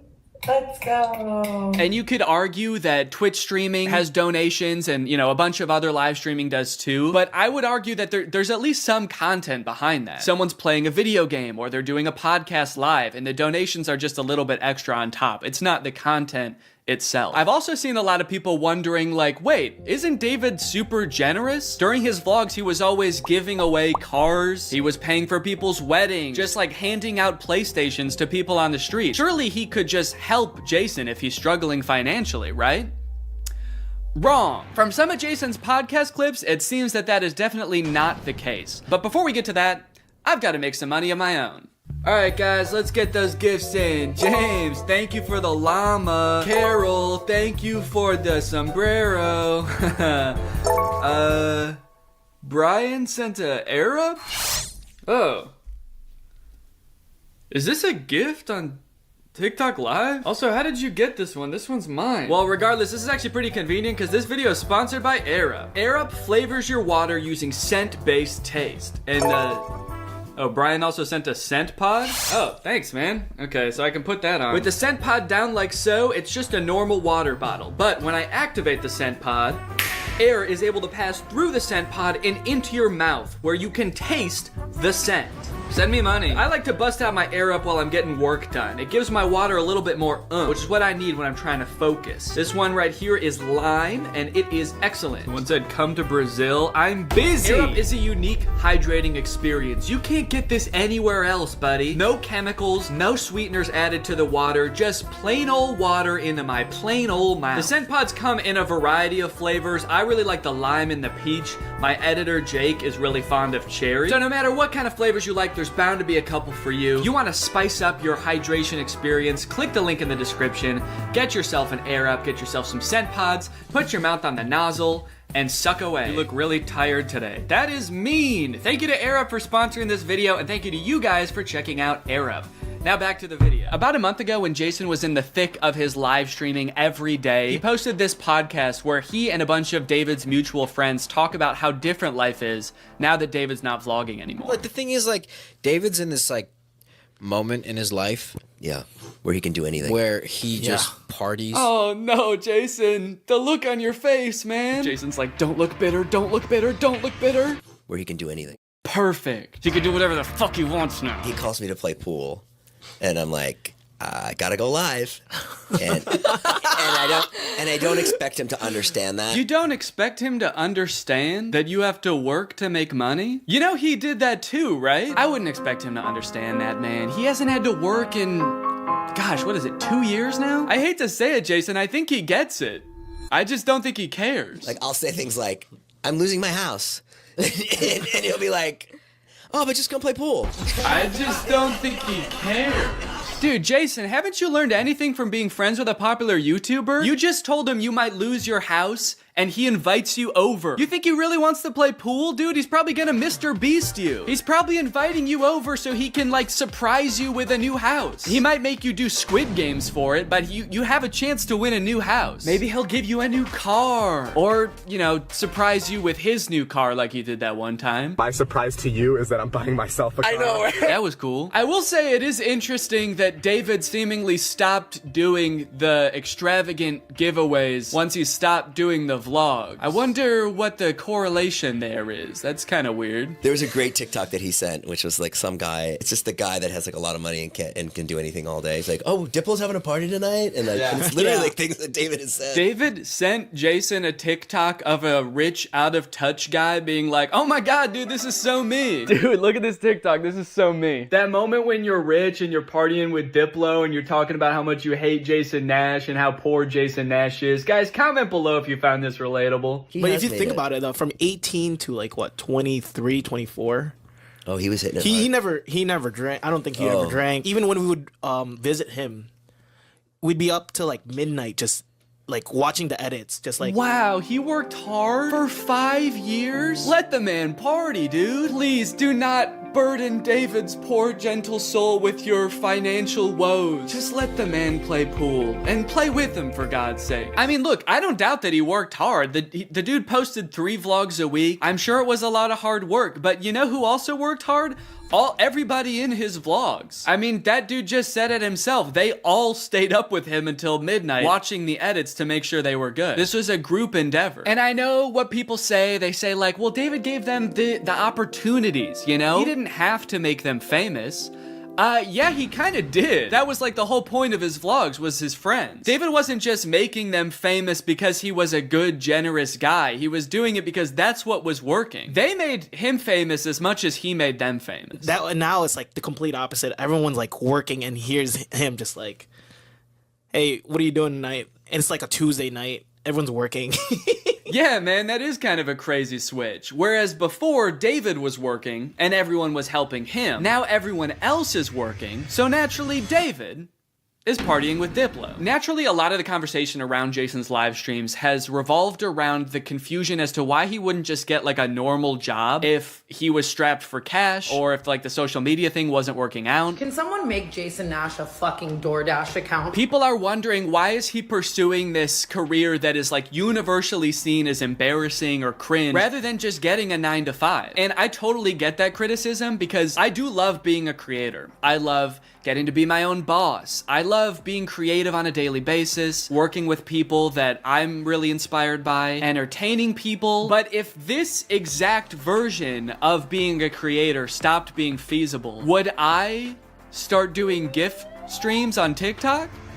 Hell no. And not even necessarily because it's like embarrassing or cringe. It's just that like what I enjoy about being a creator, that does not accomplish. There's no being creative. There's no entertaining people. At a certain point, you like strip out all of the fun parts of the career and you just have only the most superficial parts of it left. Just money and fame. So no, if like this YouTube channel didn't work out anymore, there's a billion other things I would rather do that would be more enticing to me than like GIF streaming on Twitch. But maybe Jason likes it. He doesn't look like he does, but maybe he does. On the other hand, I could say that Jason is also older. He's lived a lot more life, he's had a lot more experience, and his career in the entertainment industry has gone through a lot more ups and downs than mine has. From what I can tell, Jason has been a stand-up comedian, he's been in TV shows, he's been a podcaster, a Viner, and a Vlog Squad member, and now a TikTok live gift battler. Between all of those seasons of his life, I'm sure there was downtime where he could have thought, oh, maybe this isn't for me, I'm gonna get up and go get a normal job. And then, lo and behold, the next opportunity comes along. So in some sense, I do understand if Jason's mentality is like, maybe I'm just gonna do this for a little while until I get my next thing off the ground. And I know that when I started Vine, people said the same thing to me. They're like, what are you doing? Why are you doing Vine? You know? And I was like, okay, this is what I'm doing. And then I did YouTube and people were like, why are you doing YouTube? And I feel like when you're first to something, that can really pan out. Yeah, I do get what you're saying, but also I don't know if this is the same as Vine and YouTube. Saying he's the first to this new thing like TikTok gift battling is gonna be the next big thing is very worrying to me. Please don't make that the next big thing, guys. On top of all that, there is this sort of like gamification in your head that happens when you're a content creator. Because so much of it is like numbers based, you're always looking at your analytics, hoping your numbers go up. It becomes kind of a game in your head to see if you can do better than you did last month or last year. Because of that, I feel like in a lot of content creators' heads, quitting or pursuing a different career path is seen as like losing the game, even if it's subconscious. That being said, I don't think that's a healthy way to look at it, and I would encourage people who are pursuing being a creator to find other passions that, you know, if this didn't work out, you could pursue that instead, because I think just clinging to relevancy for relevancy's sake is not a good thing. But why try to guess what Jason's thinking when someone literally asked him on his own podcast why he doesn't just get a job? This isn't me saying this as a negative thing. I'm just totally asking. Please. Yeah. Why don't I get a real job? No, I know why you do it. Yeah. But like... No, man, I know why you do it. It's pretty clear to me. But, could you tell everyone else why you do this? Someone said that the other day, why don't you get into real estate? I'm like, I hate it. I don't have a real estate license. Bo Granny? Oh yeah, I forgot. You have to be born with a real estate license to do real estate. But darn, Jason Nash was born with a TikTok account. So he has to do that instead. Right. Now look, would I be on TikTok Live if I wasn't in like a financial hole? I don't know. Probably not. But also like YouTube wasn't really working. And I needed to find something. OnlyFans. I can't do OnlyFans. This is such an unrelatable thought process to most people. YouTube is not working out for him, and his first thought is OnlyFans? TikTok begging people for money? It just comes off as being so set on being an influencer that nothing else matters to this guy. Listen, it is what it is. It's like, I was on Vine, I was on YouTube, I was on Snapchat, and now I'm doing this. Don't say it like that. Now I'm doing this. I mean, I do like it. No, man, I don't think you do. Not after that. We all saw that. So anyway, it is what it is, and I have to do it because I love it, and it's my favorite thing. Phew, that was close. Hey, we can hear you. What? You said that was close out loud. Oh no! Do you ever think about going to DoorDash or to like a? I just never thought it's entertainment or nothing. I don't care what it is. Like, what would you suggest I do? No. It's just that Let me get a job at Lululemon. From what I can gather from this clip and the way they're laughing about the prospect of being a DoorDash driver or working at Lululemon, those jobs are not even on the table for Jason. I don't know his personal finances, but Jason lives in LA, he owns a house, he has kids, he has a wife. So I feel like when he's saying things like, I don't have any other skills, what he's really saying is, I don't have any other skills that would allow me to live the exact same life that I'm currently living. And honestly, I could understand if he really does like the TikTok live streaming thing, but don't laugh at other jobs like Lululemon or DoorDash like you're so above doing them, yet you're on TikTok literally asking people for money. And I do totally get that Jason has kids that he has to support, that I'm totally empathetic to that situation. It is kind of ironic that his solution to that is to ask other people's kids for money online, but that's neither here nor there. This whole situation kind of reminds me of this TikTok I saw about a month ago. My Roman Empire is all of those influencers who dropped out of college or quit their jobs, moved to LA, then became irrelevant. Like, where did they go? What are they doing now? One interesting thing that I don't know if a lot of people know is that I feel like a lot of creators who get into this situation can actually leverage some of the connections they make while they're relevant and some of the skills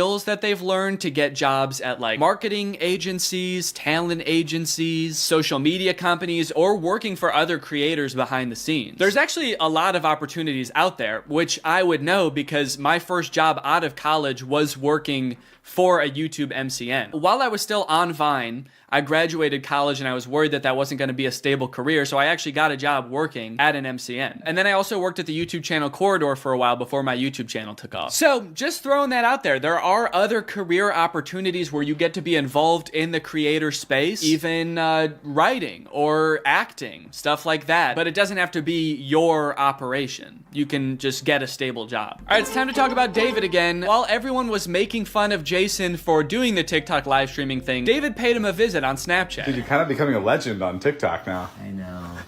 Not in a good way. Yeah, but I think it's fun. No, man, this is a great look. This is awesome. Multi-millionaire visits former unpaid employee wearing a crown to make fun of his new job. David, do you know why, perchance, Jason has to do the TikTok live streaming? Have you thought about that at all? During your long nights of playing pool? Bye, guys. Thanks for having us over in your little hobbit home. And make fun of his house before you leave? Check.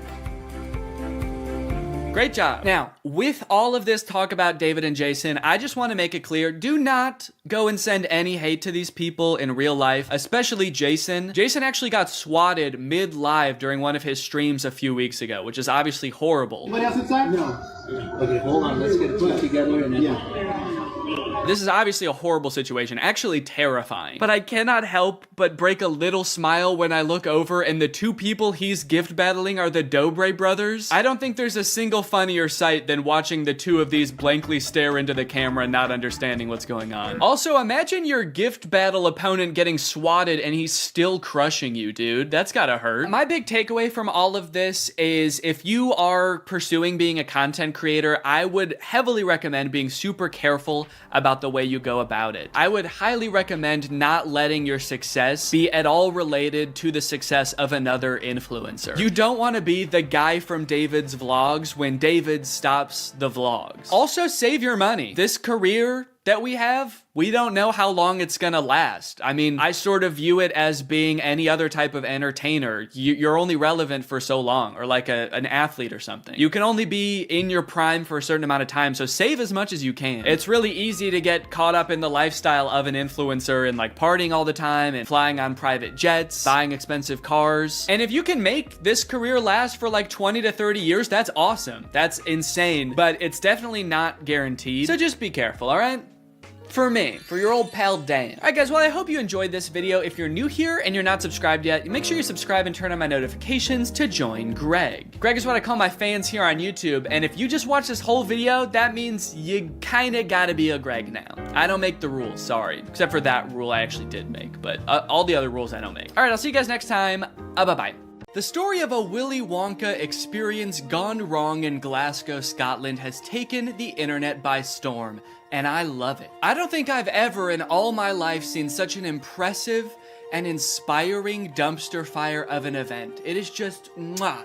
It is just perfect. This event, which was supposed to give kids the chance to experience Willy Wonka's chocolate factory, was so bad, it prompted parents to call the police to get justice for the horrors they had witnessed. Police were called to an immersive Willy Wonka experience after families showed up to an empty warehouse. The event reportedly charged $40 per entry, that's per person by the way, advertised with AI art, and said it would be a journey filled with wondrous creations and enchanting surprises at every turn. And oh, what enchanting surprises they found. Kids were all dressed up and crying, waiting for what they thought was going to be a magical experience. Yeah, that's the surprise. No magic here, just sadness. The surprise was them crying. If they called the police, that's how you know it was bad. Because they didn't even do that in the actual Charlie and the Chocolate Factory, and kids were dying in that movie. And honestly, it does look like it was terrifying. Take a look at some of the images of the abandoned warehouse that parents had to spend $40 to gain access to. Okay, here we have some sort of chocolate fountain with murky brown water floating in it. We have one bouncy castle that can fit like 3 kids. Giant empty space filled with table and chairs. You're probably thinking there must be something pretty good to eat here with all these table and chairs. Probably some pretty tasty chocolate, right? No, there was no chocolate at this event. These photos look like a crime scene, dude. These look like Willy Wonka had to flee the country after the FDA found fentanyl in his chocolate. So he has to post up in an abandoned factory to keep the business going while the feds are after him. You got this lovely scene.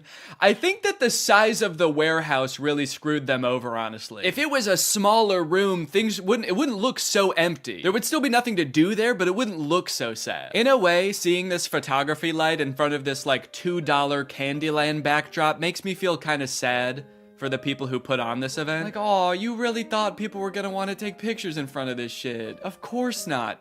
No. If 2 parents brought 2 kids to this event, it would cost $160, and you're getting this. I think I get why they called the police, honestly, dude. If I was promised some kind of fun Willy Wonka experience for the kids and then showed up to this foggy warehouse, I would think I was about to be murdered in some kind of Willy Wonka-themed Saw movie. And if that's not enough, wait until you see the nightmarish characters they had running around this place. So this is one of the most famous pictures to come out of the whole ordeal. This is an Oompa Loompa, obviously. A lot of people are focusing on the facial expression she's making in this picture. She looks exasperated. And honestly, I don't blame her. This has to be like the worst acting gig she's ever had. As far as I know, this actor wasn't putting on the event. She was just hired to be there. She's probably dealing with crying children, pissed off parents. Also, I'm pretty sure canonically the Oompa Loompas are enslaved by Willy Wonka, so the facial expression makes sense in that context too. What I'm actually more concerned with is everything else going on in this photo. Why is there so much smoke? I'm not super familiar with the process of making chocolate, but I'm 100% sure there should not be that much smoke happening. No wonder she's making that face, dude. She's high as hell. And I love all the mismatched chemistry gear she's got strewn about the table. Beakers, vials, this mysterious elixir locked up in a little glass box.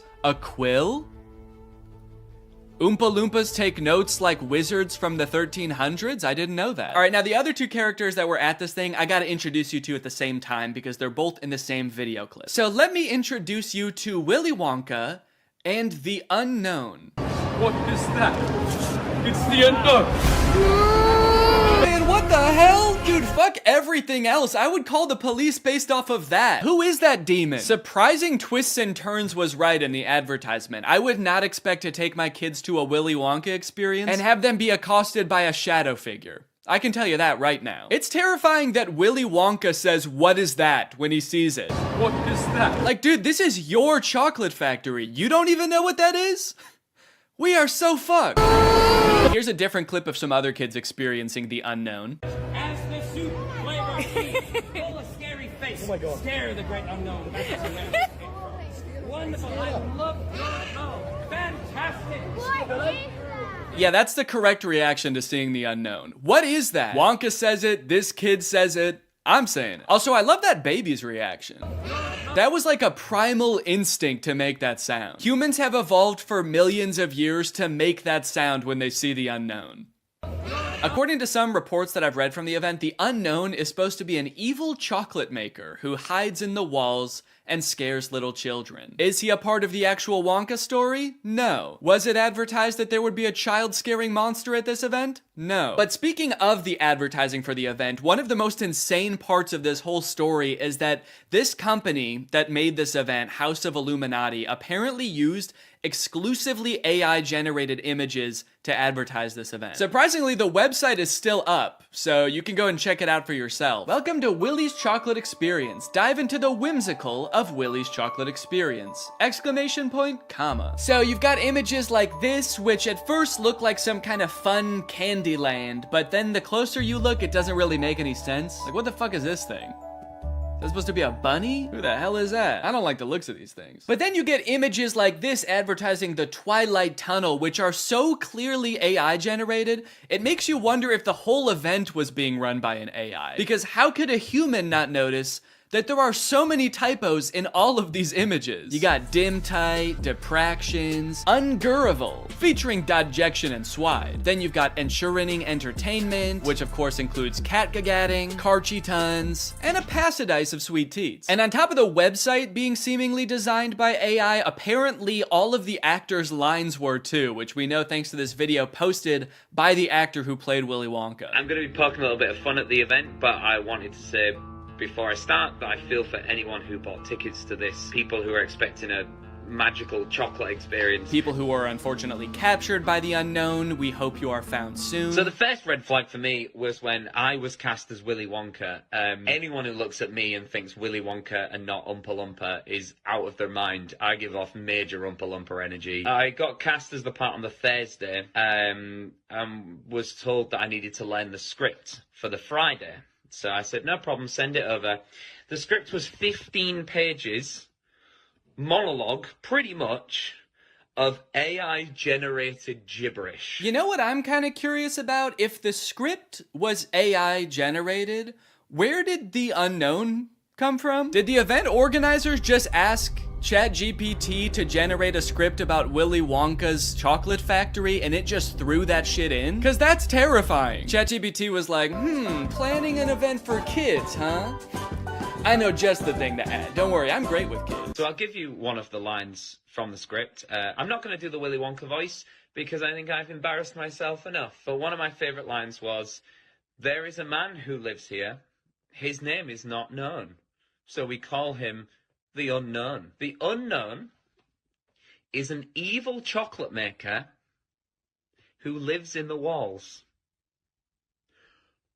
What? We were told on the experience to hand out a jelly bean, one jelly bean per child, and a quarter of a cup of Tesco's own brand lemonade. One jelly bean? All that smoke the Oompa Loompa had to endure and she was just back there cranking out one jelly bean? Maybe the unknown was introduced as some way to canonically explain why there was no chocolate at the event. Sorry kids, there's no chocolate here today. An evil chocolate maker showed up and he shot the Oompa Loompas.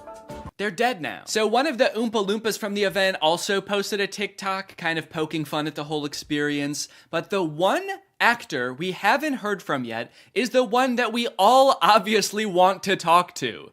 The unknown. Unknown, we need to know your story. What was your inspiration for your performance? How did you get into character? The unknown must have had the worst time of any of the actors because, like, you got hired to do a performance of Willy Wonka and you got cast as a character that's not in Willy Wonka? Just like an evil spirit that lives in mirrors? And then your job for an entire day is to scare and confuse unsuspecting children who have no clue what they're in for. Every time a kid came around that corner, you just know the unknown was like, God damn it, I gotta traumatize another kid. The Oompa Loompa from the famous photo ended up doing an interview with Vulture where she describes the moment that children saw her for the first time, and it is very sad. Tell me about the moment as the kids started coming in. Did you see the innocence leave their eyes? They were quite upset. I think they were confused, but it was more the parents. I just looked at them, and I think they must have known when they looked at me. An older couple said to me,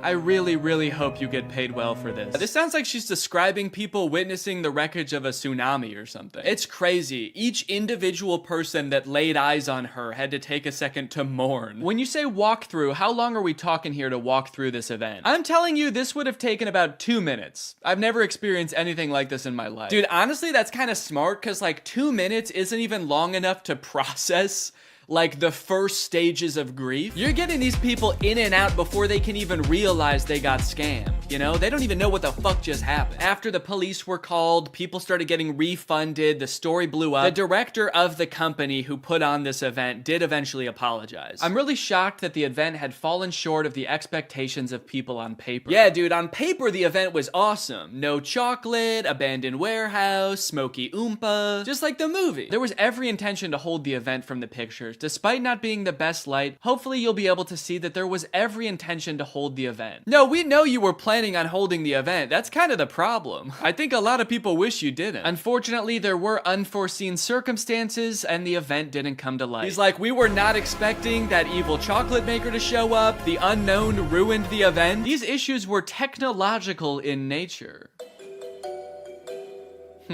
We had ordered a holographic paper that didn't arrive on time. The holographic technology in itself is absolutely fabulous technology, and unfortunately, there was a delay in postage.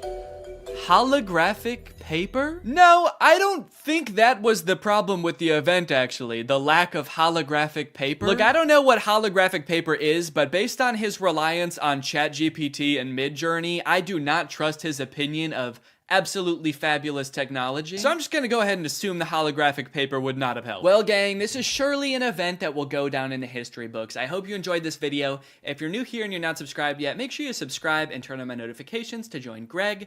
I'll see you guys next time. Bye-bye. What's up, Greg? I hope you're having a very spooky October. So I mentioned this last year in a tweet and also in the description of Spooky Man, but I know not everybody saw it, so I wanted to make this video filling you guys in. There will be no new spooky song this year, or ever again. I'm sorry, I know a lot of people look forward to them. I made Spooky Boy in, gosh, 2017, and at the time I thought it was just gonna be kind of a fun one-off song to spread a little bit of holiday cheer for my favorite holiday, and people enjoyed it. And to my surprise, the next year I started getting requests to do a sequel, which I was not expecting, because I don't know if songs usually get sequels, and maybe that should be more of a thing. Imagine Super Bass 2, Epic Bass.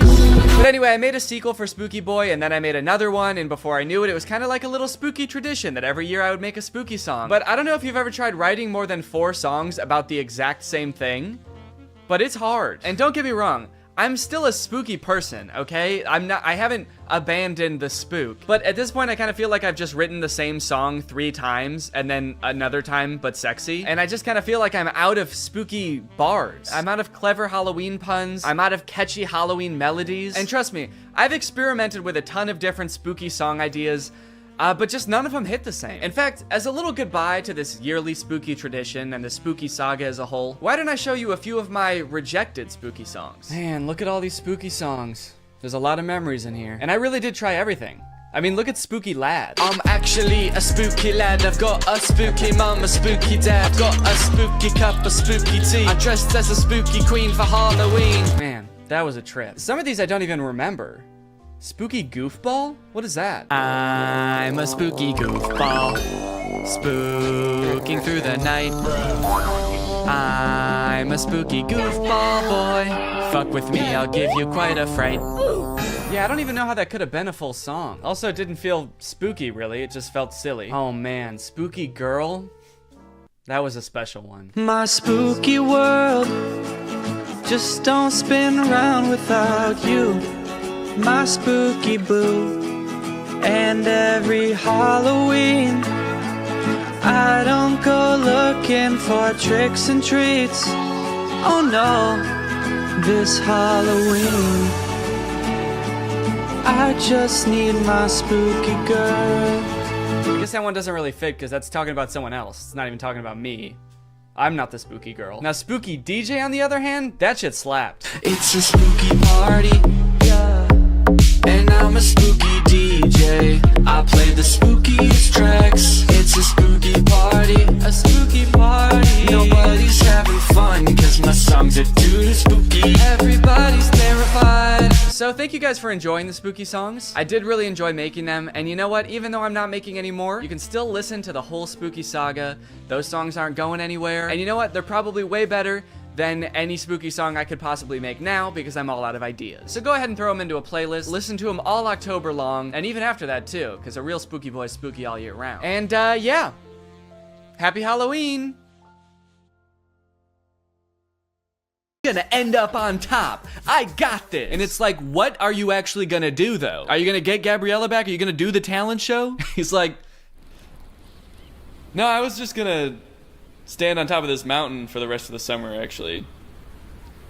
No one can be mad at me up here. The end of this movie is messed up. Sharpay actually turns her act around. She previously got the Wildcats banned from the Country Club talent show, but she decides, you know what? They can do their act as long as Troy still does his song with me. She agrees to this, and then the Wildcats turn around, secretly remove Sharpay from the talent show, and stick Troy back in their musical number. It's like, dude, why did you even make her agree to it if you were just gonna go behind her back and do it on your own anyway? Sharpay, I'm sorry, man.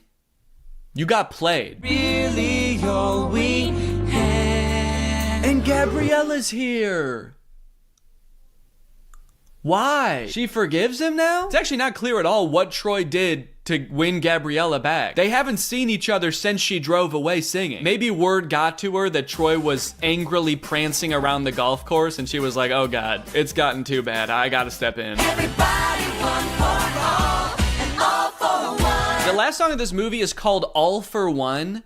I don't know, I kind of feel like they lost a little bit of inspiration at the end here. Kind of feels like they forgot what moral they were working towards for the end of this one, and they were like, and we're all together in this one also. And the movie ends with Gabriella wooing several times while looking over at Troy for approval.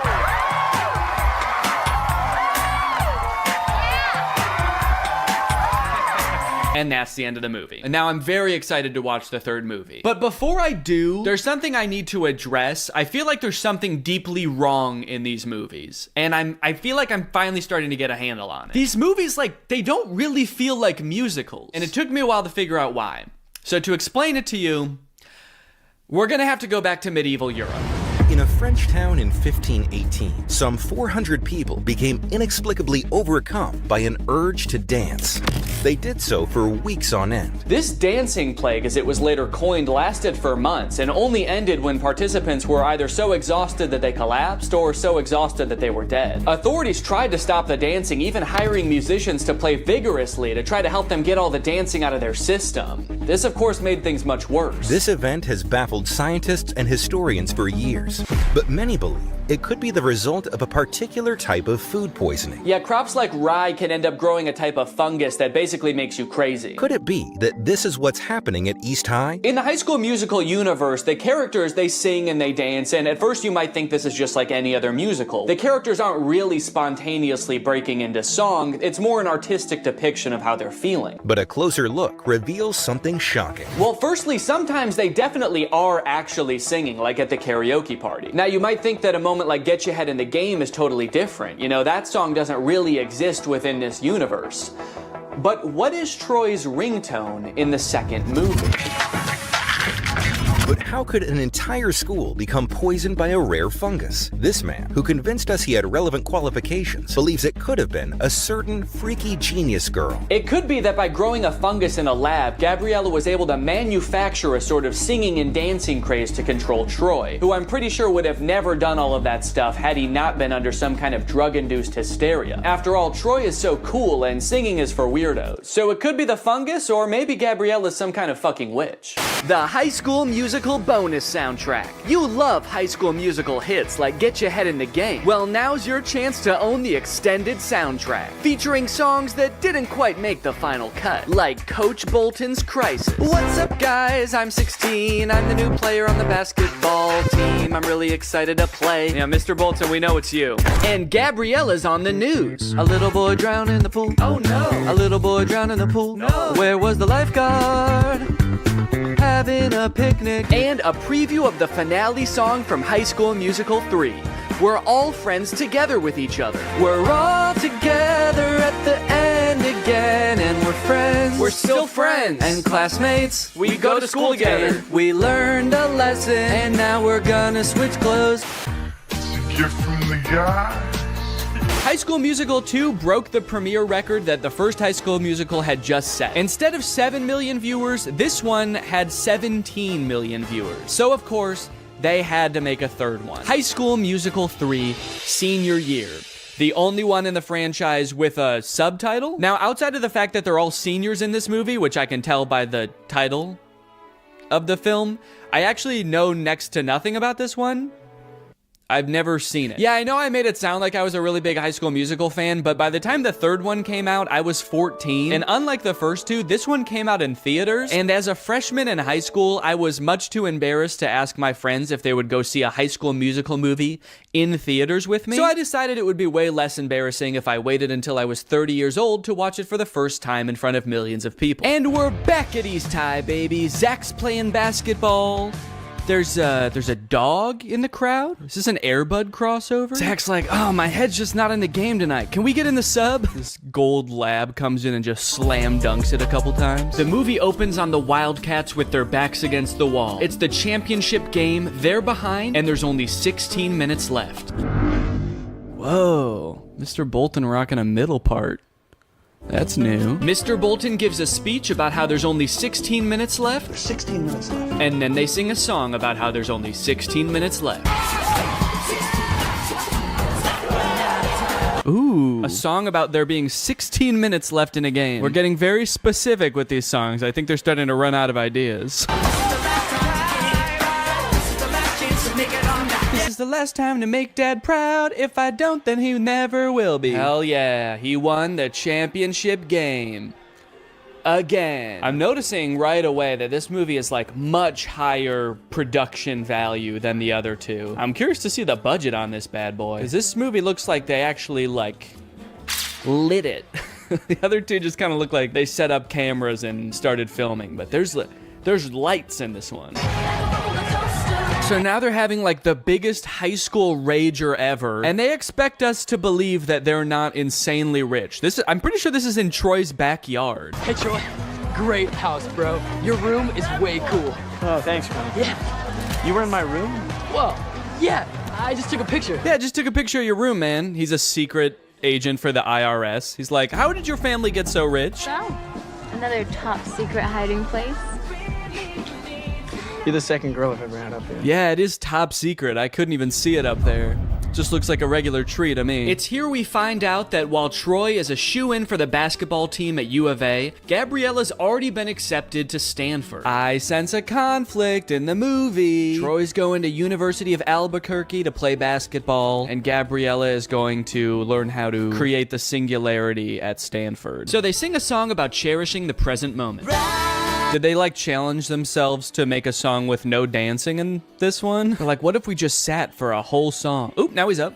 Oh, that was it. That was the whole dance. Nah, it doesn't work with this song. Juilliard is considering 4 of you for 1 available scholarship. Sharpay Evans, Mr. Ryan Evans, Miss Kelsey Nielsen, and lastly, Mr. Troy Bolton. What? Julie. Since when does that guy have a evil cackle? I mean, I was surprised too, but that guy threw his head back and squealed. Did he submit his name to Juilliard as some kind of evil plan to get him killed? They're trying to come up with some ideas for the spring musical, which I'm just now realizing they write every year. Like, they don't do a pre-existing musical. They write their own musical every year. All of you will create it. That's why in the first movie they call Kelsey the composer. She literally writes the musical. Isn't that crazy? But to get some ideas, Miss Darbus asks the seniors about their future. Your future. It's easy. It's U of A. Hoops all the way.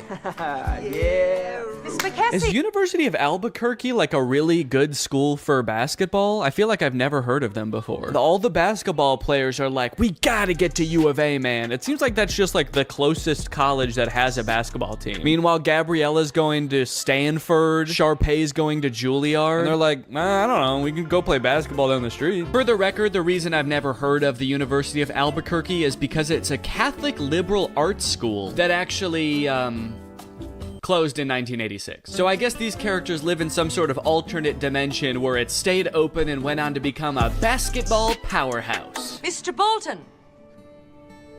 Mr. Bolton. Yeah, All of a sudden, he doesn't know if he wants to go to Juilliard or U of A. See, he really never did care about Gabriella. He just wants to sing. Somebody just let this kid sing. Just tell him it's okay.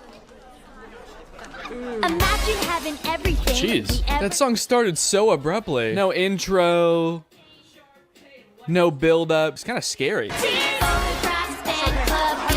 Oh, this is a look into some kind of strange alternate future where Troy chose neither basketball or Juilliard and became a stalker. I want that to be how this movie ends. Troy choosing between two incredible futures and instead he just throws his life away. It's like, I can't decide. I don't fucking know. Ms. D said that there's only one scholarship. There's two of us. Wait, they're doing this to compete for a scholarship? Not even just a place at Juilliard? If I know anything about these two, it's that they can both afford to go to Juilliard. Why do they need to take the scholarship away from somebody else? Which one do you think I should wear? Well, I've never been asked to a prom, but this almost sounds like an invitation. Did she say she's never been asked to prom?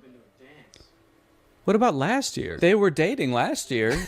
Troy didn't want to go to prom with her. His dad was probably making him run basketball drills. The only place you're going, Troy, is downtown. With the ball. Make sure you bring the ball. Time for another song. About how much Troy and Gabriella love each other. There's already like two very sentimental songs between these two. They are really setting us up for heartbreak, I feel. And also just spending like an unnecessary amount of time being like, these two are in love, okay?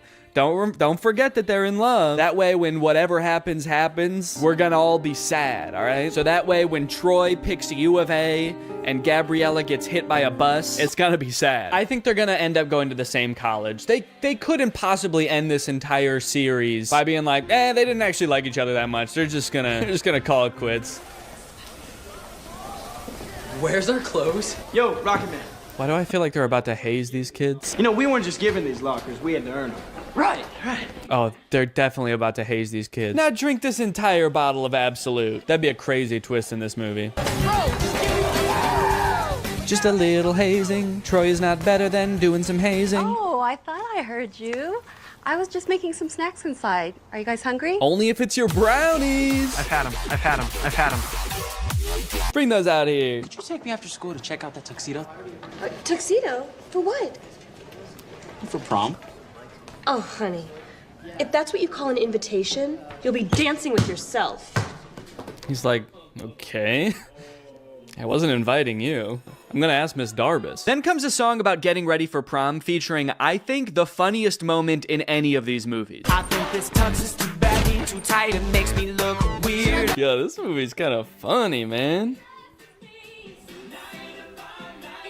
Makes me look weird. Do I want classic or vintage or plaid? I like that they're like, should I wear plaid or ruffles or a really old suit? And it's like, no, you should wear, just go to Men's Warehouse and ask for a prom tuxedo. Should I wear the ugliest thing that you've ever seen? No, just go. Just tell them you're going to prom and they'll just give you the most generic tux you've ever seen. Can't wait to remember. This reminds me of when I was a senior in high school and I was getting ready to go for prom, and I sang this song called It's Gonna Be the Night to Remember, and me and all my boys got dressed up in weird suits and danced around on the stage. This is kind of just like that, actually. Let's dance! Am I crazy, or is there like actually too much music in this movie? I feel like the plot is kind of moving at a snail's pace because every 2 minutes there's a song and it's like, here's what's going on right now.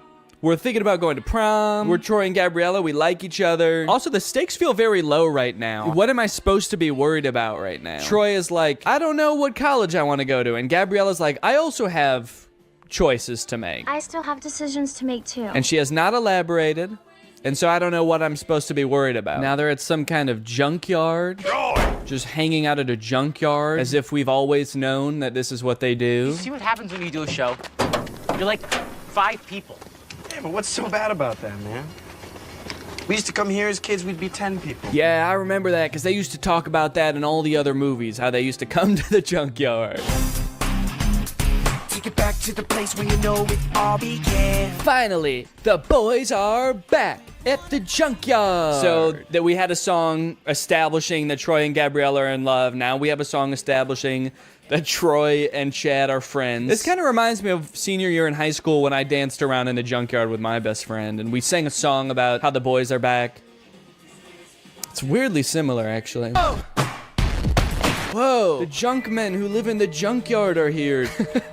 What's going on? What if Troy and Chad turn around and see them and they're like, whoa, what the fuck? Who are you? Maybe I'll just stay here next year. Stay in Albuquerque? That makes no sense. And why do I always have to make sense? Why do I always have to make sense? Why can't sometimes I just say, What are you gonna tell me about this Juilliard? The only dad to ever be pissed off that his son is getting considered for a scholarship at one of the most prestigious colleges in the country. Hey, Troy, come on. Ah, damn, he's too fast. Get back here. The director for that scene was like, okay, how could you guys like run away but also walk away at the same time? Oh no, he's going crazy again. Painful basketball time to scream and shoot some hoops. I like that little pouty dance up the stairs. Okay, Troy, for this one, you're a pouty toddler. Now you're a crab.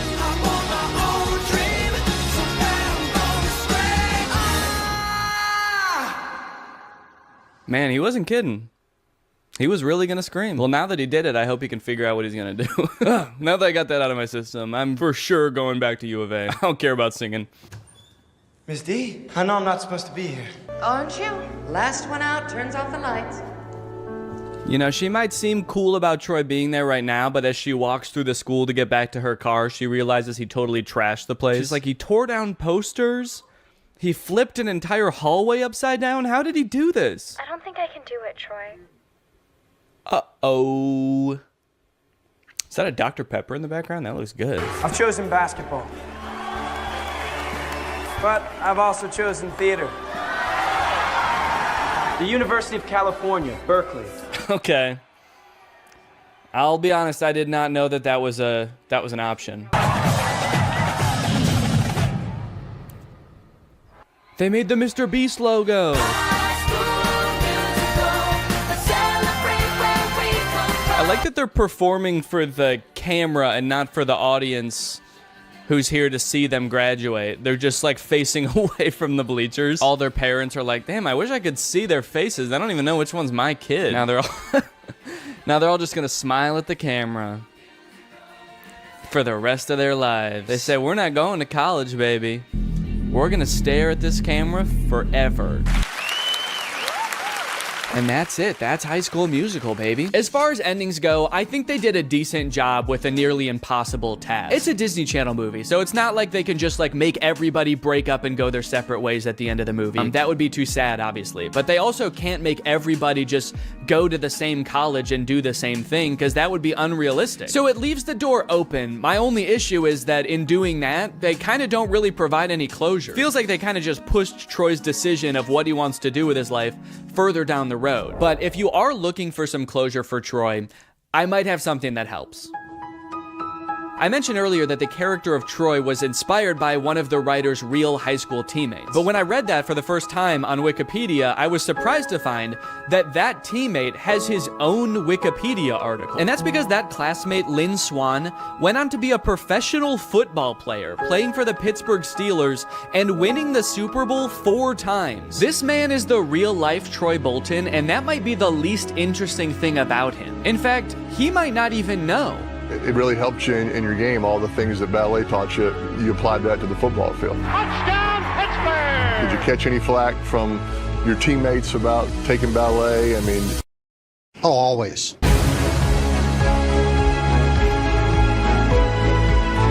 a gift from the guys. But I'll always remember a Hall of Famer who rose to the occasion each time. A plie-making playmaker. But you're a playmaker. Did you ever think maybe I could be both?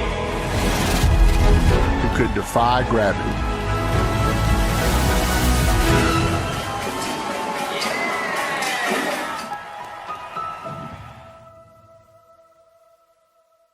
What's up, Greg? New technology truly fascinates me. A new gadget being introduced to the world has the potential to change the way we live, learn, and communicate. Or, more interestingly, it could flop and become a laughingstock of the internet.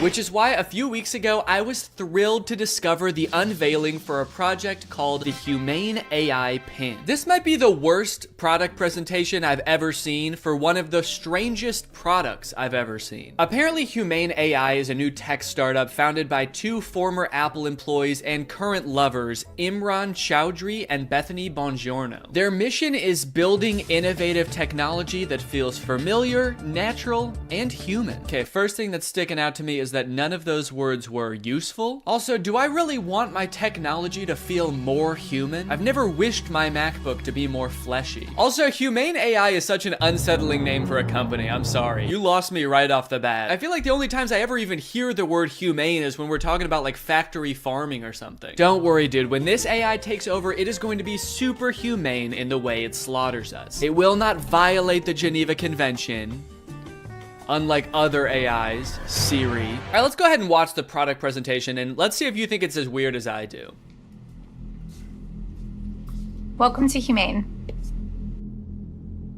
Thank you. This is the Humane AI Pin. Cool. It's a standalone device and software platform. So the intro does have a very threatening aura about it, doesn't it? The sterile white room. They're both so serious and they're unboxing a mysterious device. I feel like I'm about to be tortured for information.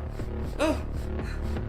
What is that? This is the Humane AI Pin, and it is the last thing you will ever see. Ah! It's a standalone device and software platform built from the ground up for AI. Okay, so it's some kind of mobile device. It's built from the ground up for AI, and I'm very excited for them to tell us what that means. It comes in 3 colorways. Okay. Got Eclipse, Lunar, and Equinox. Those are not colors. There's 2 pieces, a computer and a battery booster. And the battery booster powers a smaller battery inside the main computer. Okay, great. What does it do? And this is how we achieve our all-day battery life. Oh, great. It's got all-day battery life. That way you can spend all day.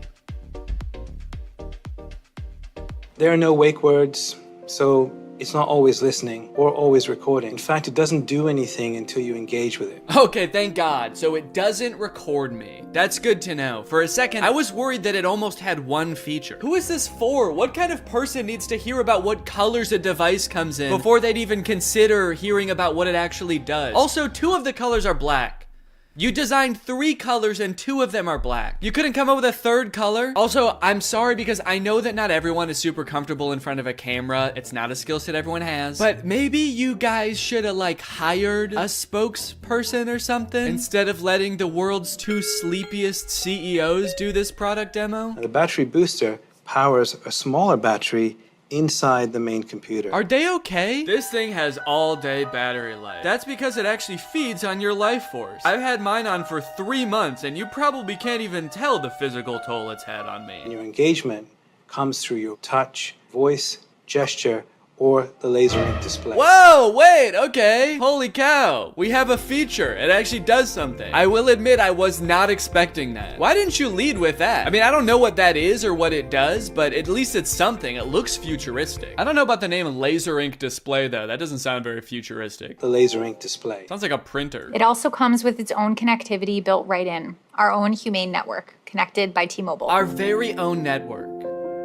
That is T-Mobile's network. We were able to pack a lot of technology into something really small. Tell me about it, dude. I can barely even count all the technologies you put in this thing. You got the laser ink display, all-day battery, black. Is that a technology? They continue for a while just using buzzwords and vague expressions to explain what this thing does until like 3 minutes into the video when they finally give us a demonstration of something tangible this thing can do. Play the song How Music Makes You Feel Better. Doesn't look like it's making him feel better. We've partnered with Tidal, which you get out of the box. Okay, finally, we know one thing it can do. It can play music. And not just how you would normally listen to music either. You can give it little riddles to try to figure out what songs you want it to play. Play music written by Prince, but not performed by Prince. Give me songs written by first-born left-handed British women who have never been to Ibiza that weren't released on weekends or holidays. Can Alexa do that? I don't know. I don't think anyone's ever tried before. Got my music controls. If I go to the left, I can go back. If I was to go down, I I can pause. Wow, okay, that actually does look a lot more convenient than using Tidal on my phone, but only because I don't have Tidal on my phone. After this, we do start to get some truly incredible demos using this product's advanced AI. When is the next eclipse? Where is the best place to see it? The next total solar eclipse will occur on April 8th, 2024. Best places to see it are Exmouth, Australia, and East Timor. Huh, that's weird. This NASA article says that eclipse that's happening on April 8th is actually not going to be visible in Australia. It's only going to be visible from like the US. It actually seems like it's going to be nighttime in Australia during the eclipse. Well, what are you going to do? I mean, they're a technology company. They're not a space company. What would you expect them to know about the moon? They only named all of their colors after it. I hate to interrupt this video, but I have to tell you guys about a revolutionary discovery of my own. I just found out that for the past 2 years, I've been paying for Apple Music despite not having any recollection of ever signing up. I don't use Apple Music, but nevertheless, I've paid them like $200 without ever even having used their service. I think this is a pretty relatable issue in this age of subscription services. And something like this could be happening to you too, but luckily, today's sponsor, Rocket Money, is here to help. Rocket Money is the personal finance app that helps you cancel subscriptions, lower bills, and manage your money better. Rocket Money is super helpful with things like my recurring Apple Music charge, because not only does it help you identify recurring charges, it also helps you cancel them. You can actually cancel subscriptions right within Rocket Money's app with just a couple of taps. You don't got to worry about navigating the service's own website. You don't got to worry about pesky customer service calls. Here's why I think this is going to work for you, because Rocket Money has saved its customers an average of $720 a year, with over $500 million in canceled subscriptions. So to save more and spend less, join the over 5 million members using Rocket Money today. Go to rocketmoney.com/Danny or click the link in the description to get started today for free. And you can also unlock even more features with premium. That's rocketmoney.com/Danny to get started for free. Thank you to Rocket Money for sponsoring this video. And now back to said video. How much protein? These almonds have 15 grams of protein. Great. Those almonds for sure do not have 15 grams of protein. An entire cup of almonds has 20 grams of protein. This dude was holding like 9 almonds. Did I think he was asking about his whole hand? Because that actually might be accurate. I'm gonna eat it. Enjoy it. Guys, I hate to say it, but I don't think your thing works. You only asked it to do a couple things and it got 2 of them wrong. He does do a demo where he sends a text later in the video, and that seems to work. Tell Andrew I'll be there later tonight. But to be fair, we never see the person receive the text. I got a weird text from Imran that just says, learned how to go potty big boy style. Interestingly, after people started to realize that all of the information in this demo was wrong, they actually re-uploaded the video pretending that the pin gave the correct answer the entire time. How much protein? A half a cup of almonds has 15 grams of protein. Don't believe it. That's humane propaganda. The AI pin allows you to shop in the real world. How much is this online? This is $28 online. Great. Buy it. That one is super confusing. It doesn't give you any information on where it's getting that price, where you're buying it from, when it will arrive. I feel like you need to give it at least some specifics, otherwise it's definitely gonna mess up your order. Go ahead and buy this book. Sending to Sudan. No, send it here. You didn't specify. Sending to Sudan. Shit. Now, if you're wondering how you can get one of these things, the prices range from $700 to $800 for the more expensive colors. And they're estimated to ship in March of 2024. Now, you might be thinking the price of $700 is a little bit high for this thing, but think about it this way. What other product on the market can so accurately tell you how many grams of protein aren't in 9 almonds? Okay, they've also got this little short film about the human experience using their AI pin. Isn't life about what we experience? What we smell? Can I eat this? Yes, dragon fruits are low in sugar. What is this thing, my mom? Can I drink this? Not before you finish your vegetables. And say please next time. What did you just call me? I am your pin, young man. Dude, I want to buy this thing just for that feature. I want to hold every object, creature, and human in front of this thing and ask if I can eat it. Do you need something from me? Can I eat that? Analyzing. Oh, no, you can't eat me. I'm a person, so. High fat content detected. Rude. 1 gram of protein detected. That can't be right. Tiny balls detected. All right, what the hell? Enjoy it. Yes, yummy. Wait, stop. No, you cannot eat me. I'm a human. All right, man, who do you think I'm gonna trust? You or my $700 pin? Last time I checked, this pin doesn't have tiny balls. This thing tells me what to eat, when to eat, It even suggested this very fashionable outfit I'm wearing today. Is that why you're not wearing pants? They're in Sudan! What we hear, Hey, what should I get here? What is this interaction? Who are those people? Does he know them? Man, if he's in a different country where he doesn't speak the language, I would not trust that pin. Based on everything we've seen so far, who knows what it's saying to these people? what we see, Capture this. Dude, parents are gonna love that feature. Me walking around a park with my AI pin. Capture this baby. Capture.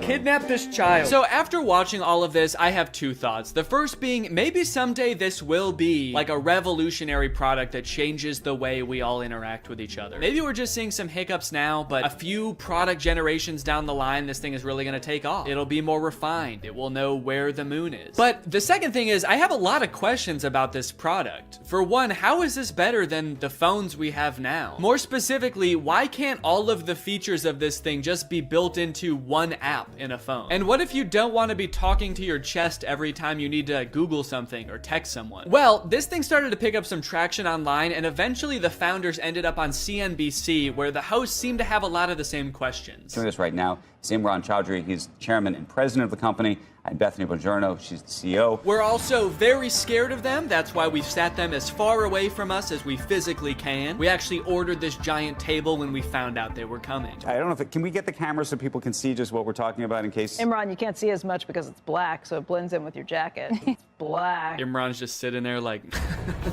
it's Eclipse. It's privacy first, so it's not always recording. It's actually just doing things when you want it on demand. Is it doing something right now, or are you It's recording not. us? It's doing nothing right now. I get a little sense of pride when he says that. It's actually doing nothing right now. It's doing nothing right now. After years of research and millions of dollars spent, we finally designed a pin that does nothing. It's doing nothing right now. You might think that's a bad thing, but you've never met this AI. It's evil. Turn around. Maybe you can get that on camera. Oh, yeah. I see your hand. Yes. Keep Yeah. doing it. I see your hand. Can you see What's that? that? Yeah. What's that telling you? Oh god, dude, I do feel for him. I mean, these people are not like media trained, I feel like. They really should have hired a professional spokesperson, because I feel like they're just so out of their depth. He's got like the worst camera angle possible to show this thing off. His hand is shaking. Imagine a little alert pops up on the screen that's like, high heart rate detected. Is Squawk Box the name of this show? I'm not familiar with it. I never heard of this before. Or is this some kind of jab at their device? Formal Apple designers peddle their snake oil Squawk Box. You can use it however you want. Like what? Like what? Tell me something you would use that for. Okay, it sounds like this host is thinking the exact same thing as me. What is it? Tell me one thing. Then they just start like drilling them. They don't even let either of them finish answering their questions. They just like are bombarding them with reasonable questions about this device. That you've got in, stuff that you do just all the time. How would I know without seeing a screen? A user LED called. So that's what I want to ask you about. This is brutal, man. Let the poor guy speak. Just at least let him finish answering your questions, man. I mean, he's not actually gonna answer them. He's probably just gonna say AI over and over, but just let him finish his sentence. Sometimes I'll be at a meeting, right? And I'm sneaking under the desk to look at my email because and I can't say, hey Siri, tell me my email. I mean, that's actually a really good point. The only way to interact with this device is to talk to it or to use this weird clunky laser jet display, which I don't even think you can type on. So if you want to text someone, you have to say it out loud, which just does not seem practical at all. So is this device gonna revolutionize technology as we know it? There's probably only one way to find out, and that's that I'm gonna have to buy it and review it when it comes out. So let me know if you guys want me to do that, and maybe I will. I hope you guys enjoyed this video. If you're new here and you're not subscribed yet, make sure you subscribe and turn on my notifications to join Greg. I'll see you guys next time. Bye-bye.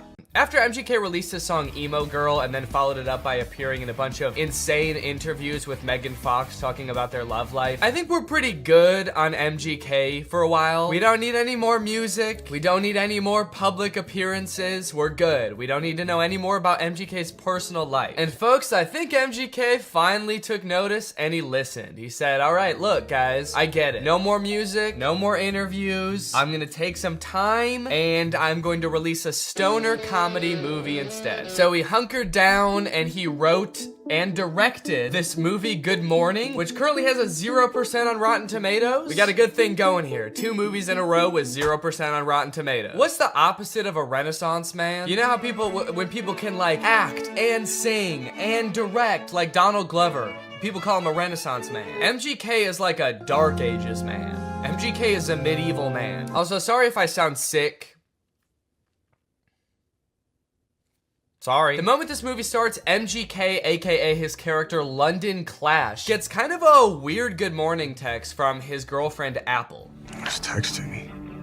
Oh, it's Apple. The text say, I wish I didn't have to do this through text, and then good morning, but she spells morning with a U. Now you might think that this would make London a little bit confused, but then realize, oh, it's just a typo. And you'd be right. He does have both of those thoughts. The problem with this movie is that the entire movie takes place between those two things happening. This entire movie is about MGK being confused about what those texts meant. Before he gets too concerned, he has to Google what morning with a U means. He's like, my fans are probably young enough that both of their grandparents are still alive. I should probably explain what morning is. Well, today should be interesting. Yeah, they let you know right away that this movie was written by a millennial. Well, today's gonna be kind of weird. MGK wrote the entire movie like this. So this just happened. Yeah, so the conflict at the beginning of this movie is that London thinks that Apple is breaking up with him. That text was a breakup text. Sorry to have to do this through text. Good morning, as in like happy morning our relationship. What kind of person is Apple that he assumes the text good morning means have a good time with your depression now? Look, this relationship isn't working. We're just growing apart. I just feel like you need to have a happy morning now. A happy grieving to you, good sir. When they introduce this character, she better be like wearing a top hat and carrying around a cane. It's gonna make a lot more sense when that happens. Good morning, good morning.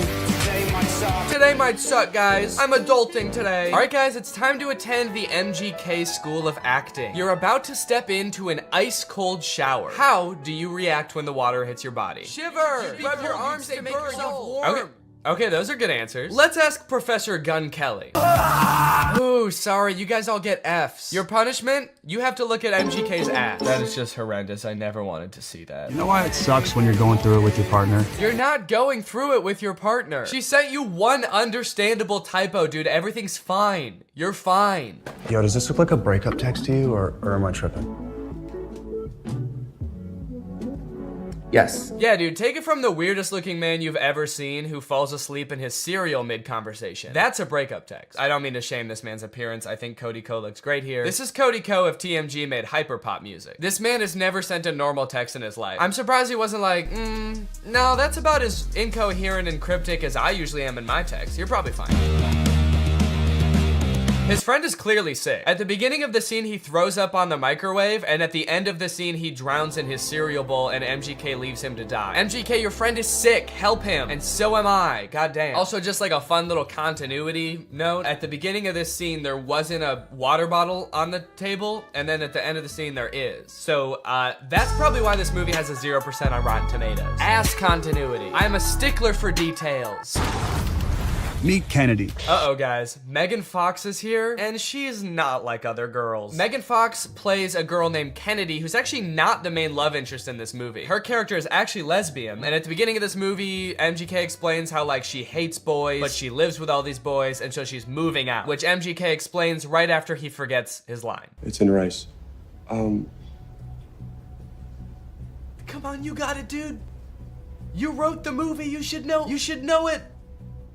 Please don't move out. Yes, he did it. He remembered. It's a pretty long line. I'll cut him some slack. Throughout the beginning of the movie, they're constantly introducing new characters, and every character in this movie has some kind of weird quirk. This friend, like, did too many drugs at a music festival, and now he's kind of loopy. This guy is always throwing water balloons at people. This guy, like, smokes a lot of weed. It seems like MGK wrote this movie with just a bunch of crazy, weird characters, because the only, like, joke that he can think of to put in this movie is another character saying something weird or dumb, and him just kind of looking at them being like, that was kind of weird or dumb. Mercury is in Everglades. It's retrograde, Leo. Every time he introduces a new character, there's narration that explains what the weird quirk about these characters are. This is Angel. Meet Maxine Goldberg. But they kind of don't, like, explain really what I want to know about these characters. This is Dylan. I met him when he was working at In-N-Out, and he used to hook me up with free burgers and shakes. He's been my boy ever since. We don't care that he used to work at In-N-Out. That is so irrelevant. Please tell us why he's so sick. Why is he throwing up and passing out? That's more interesting. The reason that London Clash is so rich and cool that he lives in Rice Gum's house is that he is an actor. So throughout the movie, he's doing actor type things, like he films this self-audition tape. I don't really know what he's auditioning for. It kind of seems like he's auditioning for everything and also nothing all at once. Okay, this is my impersonation of Draco Malfoy looking for drugs. Where's the pot, Potter?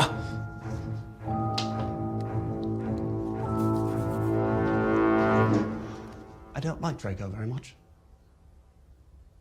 Honestly, this scene is pretty sad. I felt bad watching it. They don't explain what he's supposed to be auditioning for in this self-tape, but whatever it is, Jake Novak has a better chance of getting the role. I want to be the next SNL cast member. Now here's where the movie prevents the second conflict. That's right, this movie has two conflicts. The first is he gets that text with the typo, but the second is that today he has the biggest audition of his career. And no, it wasn't that self-tape audition. I guess they just kind of threw that in for goofs. He's auditioning to be the next Batman. I'm still waiting to hear from my agent about this Batman role. So, throughout the movie, London is faced with two equally important problems. The first, he has to prepare for the most life-changing, career-making audition of his life. And the second is that he's having a little bit of trouble getting a hold of his girlfriend. The stakes can't get much higher than this, folks. But Danny, can't he just prepare for the audition and then try to get a hold of his girlfriend later that day or tomorrow at the latest? No! They could be dead tomorrow, especially that one guy. He could die any second. They have to do both of them today. This movie kind of feels like a Lele Pons YouTube skit from like 2017, but instead of like 10 minutes long, it's an hour and a half long. From the sound effects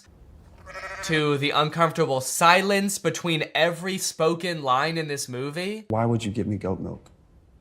I watched an interview. You said you like goat milk. I can't tell if they're using the awkward silence for like comedic effect to like really hammer home that like, these guys are kind of weird. Or if the silence is more just because nobody knows their lines very well. There's another option that they added in all these pauses in the movie because we're supposed to be laughing at the things that they're saying in the movie. So they added in nice little pauses for us to laugh. She left with a dude? A buff dude. And they had bags. And yes, they left together. In fact, it kind of feels like, have you ever seen people who have edited The Big Bang Theory so that it doesn't have the laugh track to show how like bad all of the jokes are? Who are you? Oh, I'm Denise, the new assistant manager. That's kind of what this movie feels like. Are your eyes all watery? Because I'm high. That's way better. Bazunga. It's so fitting that this movie feels like a bad YouTube video from 5 years ago, because I'm pretty sure they filmed this at Rice Gum's old house. Did something happen in that house? Is there like a curse? 100 years ago, one of Hollywood's earliest YouTubers died in that house, and now all the content that's created there is cursed to be mad disappointing. Okay, so now they got to investigate what's happened to Apple. London's phone is broken, so he can't contact her, so the only thing he can do is go looking for her. So he goes to the last place she was seen and talks to Pete Davidson. Did you see Apple? Yeah, she was just here like 2 minutes ago. Did she say where she was going? You know what? She did. She actually... No, are you fucking crazy? You guys never talk to me. I mean, the only reason you know my name is because it's on my name tag. Right there. B-E-R-R-Y. Barry. Pete Davidson feels like he's not really invested in this movie at all. He breaks the fourth wall a little bit too much in this movie. He reads his name tag like he's making fun of the fact that it doesn't say Pete Davidson. He's like, Barry? That's not my real name. My real name's Pete. It's funny because I'm very clearly Pete Davidson and not some guy named Barry who works at a valet stand. There's also a scene later on in the movie where he looks directly into the lens of the camera. I think they could have cut that out. Well, talking to Pete Davidson, Barry. It's just so funny that he's pretending to be Barry. Talking to Barry didn't get him any leads, so I guess that means now it's time to go to his audition. Sorry, he breaks into Apple's house to find clues? Find clues, please. Find clues of what? What might she have left lying around that would indicate whether she made a typo this morning or not? They find a bag of her fingers? She was missing her fingers this morning. That's why she fucked up the tags. Oh. We should probably call the police, right? I'm not breaking into my girlfriend's house.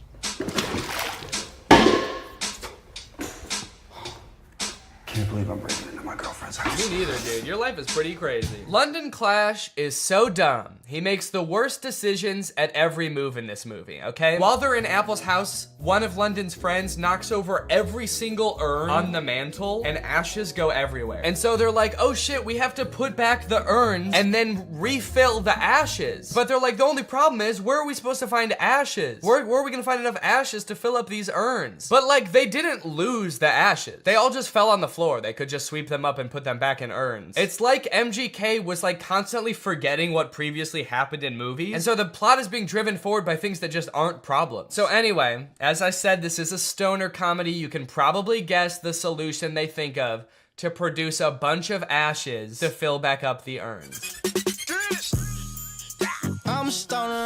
Yep, they're gonna smoke a bunch of weed. Ah, bunch of weed. This movie's crazy. They're gonna smoke a bunch of weed. Well, at least this dumbass plan that doesn't make any sense is gonna result in like some crazy shit happening, right? Something funny's bound to happen now, right? Wrong. They just spend like 10 minutes having a boring ass smoke session on the couch. And then one of them tries to talk to a lobster. They really sat around writing this movie and were like, what's the craziest thing that could happen while we're high? And then settled on talking to a lobster. You know, since weed is legalized in a lot of places like California, where they filmed this, I feel like stoner comedies aren't nearly as like interesting or edgy as they used to be. You know, smoking used to be kind of like a fringe culture. It doesn't really feel like this is like, it's like that crazy or funny anymore. This is a scene of 4 adults sitting around a living room and obeying the law. Why did you spell it like that? It's a typo. Oh my god, it was a typo all along? Who would have guessed that? So I guess now the movie can end now, right? The movie can't end now, right? The movie can end now, right? There's 30 minutes left in this movie? What the fuck is gonna happen? What are they gonna do for 30 more minutes? Sit at a diner, apparently. So you're probably wondering how they wrap this whole thing up, huh? MGK missed his audition, he's not getting the role. His girlfriend is pissed off at him. How are they gonna wrap this movie up? Some sort of grand gesture that wins over both the director and the girlfriend? No, obviously not. That would make too much sense. London Clash gets the role because the director happened to see an Instagram live stream where London Clash gets punched in the face by Dennis Rodman, and the director just assumes that London Clash did that because he wanted to like impress him or something. It's a whole other plot line that I didn't really go into in this video, but it doesn't make any sense in the movie either. So he's got the role, now the only thing left is to get the girl, which he does by sending her a text at the diner being like, can we talk? And she's like, sure. And so they're driving to meet each other. He's texting her the whole way. He's texting and driving, and they get into a car crash, and then they are both paralyzed. That face says it all. That just happened. That's the resolution. He almost murders her. Irresponsible. He was texting and driving and he almost murders his girlfriend, and that's how it ends. After the credits roll, there's like a fun little blooper reel where we get to see the actors like messing around and not knowing their lines very well, which would have been a lot more fun if I hadn't felt like I had just watched an hour and a half of exactly that. Well, folks, what do you think? From rapper to pop punk icon to writer, director, and actor extraordinaire, which do you think MGK did best? Leave it in the comments down below. What do you think he'll get up to next? It's anyone's guess at this point. Professional fencer? Or maybe like a chef? He'll start just making food. That might be kind of sick. And you know what? All he would need to get started is HelloFresh, America's #1 meal kit and the sponsor of this video. Guys, I love HelloFresh. They send you fresh, quality produce from the farm to your door in less than a week, so you can savor delicious summer flavors right from home. I love getting a HelloFresh box because you know what it means? It means I don't have to worry about what I'm gonna eat for dinner every night. I'm not gonna find myself driving to some fast food chain to get a quick meal, because I know I've got a quality meal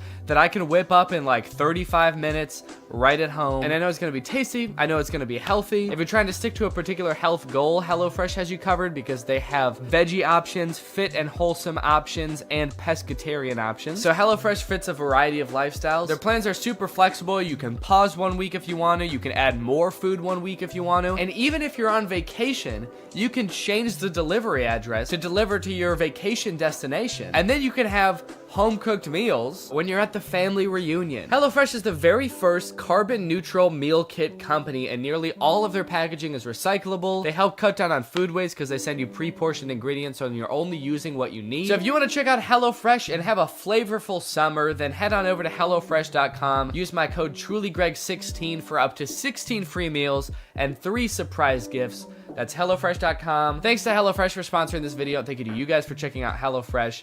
Now I'm going to do the outro of this video. All right, you guys, thank you for watching this video. I hope you enjoyed it. If you're new here and you're not subscribed yet, make sure you subscribe and turn on my notifications to join Greg. Greg is what I call my audience here on YouTube. We're the biggest and happiest family on YouTube. That is a scientific fact. Please do not look it up. Please do not fact check me because facts don't care about your feelings and I don't care about facts. All right, I'll see you guys next time.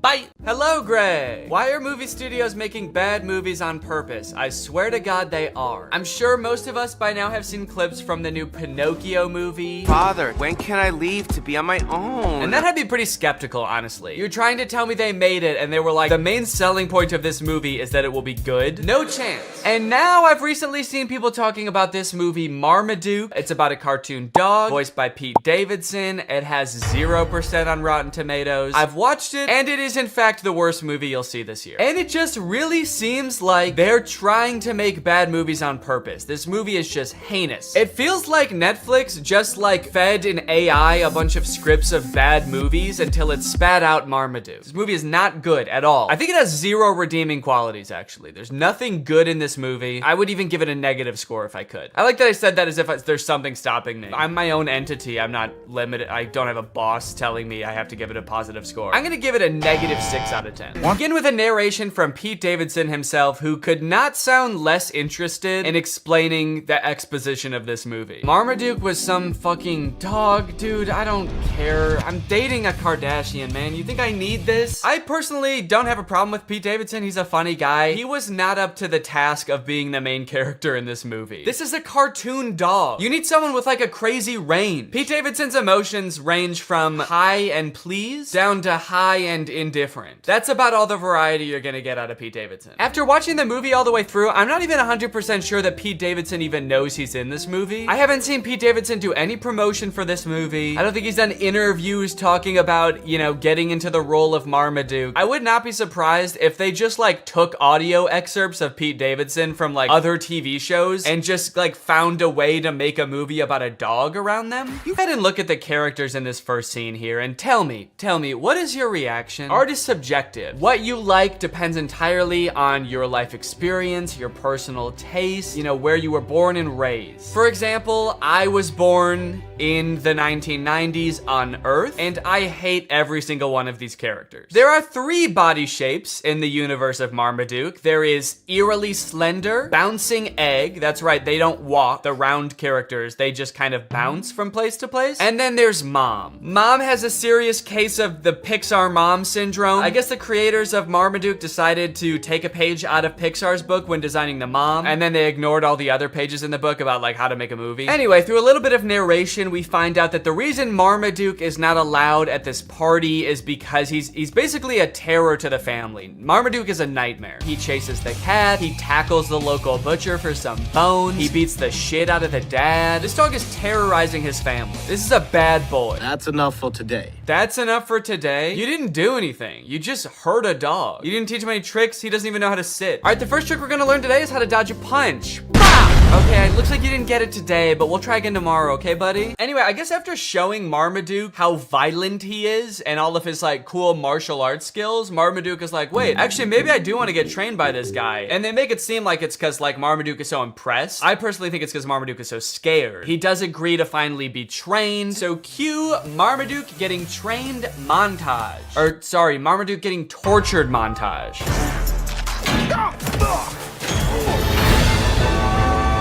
Yeah, that's right. Before Marmaduke agreed to get trained, Guy just beat the shit out of Marmaduke. But now that Marmaduke has agreed to be trained, he is still getting beat up, but just in new and fancy ways. This movie is essentially about a dog who loves to eat and suffers greatly for it. You know what is one thing that's unclear about this movie? Can Marmaduke talk? Earlier in the movie, Marmaduke was trying to talk to the people and all they could hear was barking sounds. I think you're being too hard on poor. But then Marmaduke and Guy seem to have full conversations. So who who is speaking the other one's language? Is Marmaduke speaking English? Or is the trainer barking at Marmaduke? Like, if you were to walk by the park where Guy is training Marmaduke, is Guy just going like, "Arr, arr, arr"? This movie is completely uninterested in answering this question. After Marmaduke has been thoroughly beaten and humiliated by Guy for a week or two, it is time for Marmaduke to enter his first dog show. This is where we meet Marmaduke's main competition and basically the villain of the movie, this beautiful dog Zeus. This part is very disturbing. Oh, Marmaduke, you idiot! How are you gonna perform, dude? How are you gonna compete? You can't even walk. This is where the movie gets gross. The sound effects of his like gurgling belly make me want to throw up.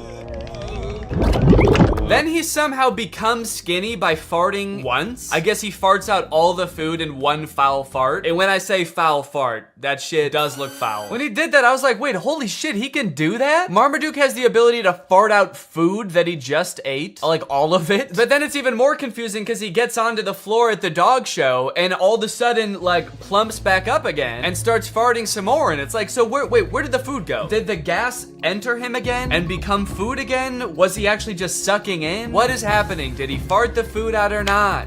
Then it only gets worse. Marmaduke flies through the air, lands on the trophy for the dog competition, and he farts, and he shits, and he farts so hard that I thought he might be dying. He gets onto the trophy and like goes from plump to shriveled up like a raisin. He shrivels up into a little doggy skeleton. The dog is very sick. The dog should be rushed to the hospital immediately after this, actually. The cloud of his fart gas like envelops the entire crowd. People are screaming. I think he might have killed people, honestly. This is just an awful scene. I don't know why the writers thought that this would be fun for anyone, even for kids. It's like, is your dog pooping in the wrong spot ever that funny? I don't think I've ever like come home and my dog is like pooped somewhere she wasn't supposed to and been like, that's hilarious. That's actually good one, Sunday. Dude, you fucking killed it. I should be mad, but that's actually mad funny. To be fair, if I did have like a comically big trophy in my house and I came home and the dog had pooped in the trophy, that actually might be kind of funny. But not if she was also like sitting on top of the trophy as like a shriveled up skeleton and my house was full of noxious gas.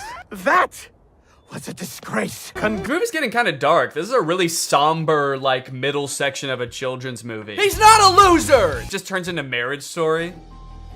Marmaduke is a Great Dane! Then come to find out that the trainer has actually billed them for all of the training, and it's like a shit ton of money. They go through the list, and it rolls by in this like Star Wars style credit roll, and it's meant to fly by really fast so you can't read anything, but I paused it just to like look through what some of it is. Some of the items on this list are more than the $1 million they would have won at the final dog show. There's things for $29,000, $35,000, $1.4 million. Also kind of a funny detail, the writers I guess couldn't come up with enough things to actually make the list that long, so they just literally copied and pasted the same chunk over and over. So if you just play it, you'll see like the same thing worth $1.5 million over and over in this list, and it's like you couldn't just keep coming up with not a champion. So Marmaduke is like, you know what, screw it, I don't need you, and he decides to set off on a journey to show him what a real champion can do. He runs to China, and then he runs to Egypt, and then he swims in the ocean, and then he goes home. And I guess that's pretty much all the training he needs. I don't know why he is still so focused on the dog show after that. Marmaduke's like, yeah, I climbed to the top of Mount Everest and then swam to the bottom of the ocean so that I could hopefully compete in an obedience competition at a regional level. I hope that I do okay. It's like, no, all of the things you did just then are like infinitely more impressive than a dog show. At least that's what I thought until we get to the dog show and we see what other dogs do during the talent portion.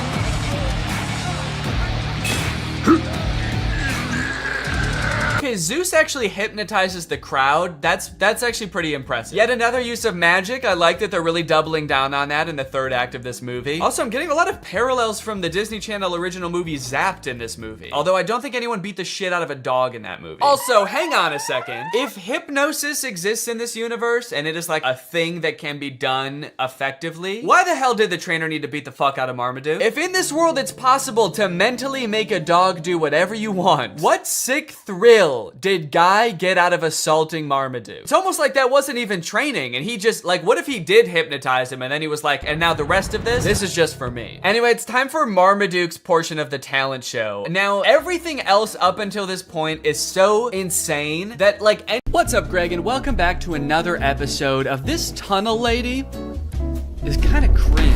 Oh, no, Danny, watch out. She's right under me, isn't she?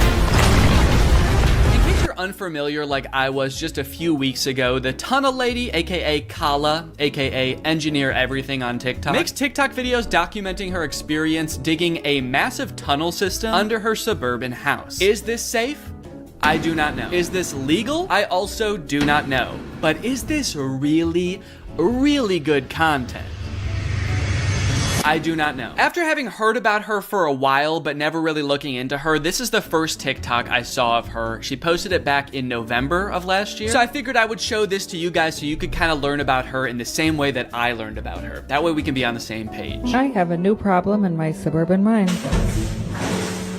It is not this water, but rather that I am getting out of range of the minecart. Every castle building stone has to be carried up this tunnel to the antechamber. Okay, immediately, this project is so much more expansive than I thought. She says so many things in rapid succession that could be their own entire subplot. 1, the giant pool of water in her mine. 2, she has dug so deep that she's out of range of her minecart. Kala, how deep have you dug? She's like, it's also getting really hot down here. All of the rock is molten. It makes it really hard to dig. And 3, she says that because she's out of range of her minecart, it's making it a lot harder to get her castle building stones out of the mine. Every castle building stone has to be carried up this tunnel. Is there a castle now? People just call her Tunnel Lady. I thought that there was just a tunnel. She's got so much more going on than I thought. I also like that she says the giant pool of water isn't a problem. I guess that just goes to show how little I know about suburban mining, because to me, that seems like a huge problem. How do you dig deeper when it's just water? You can't dig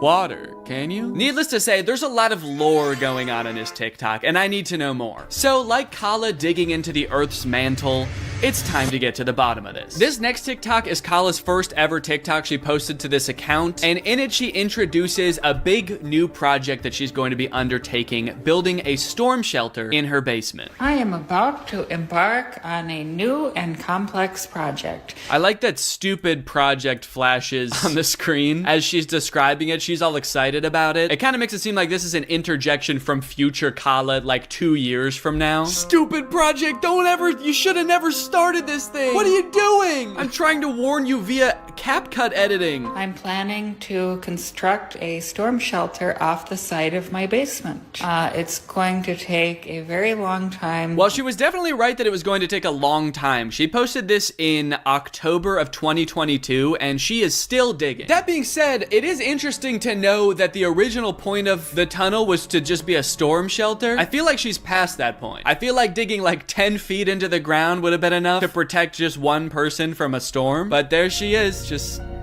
still going.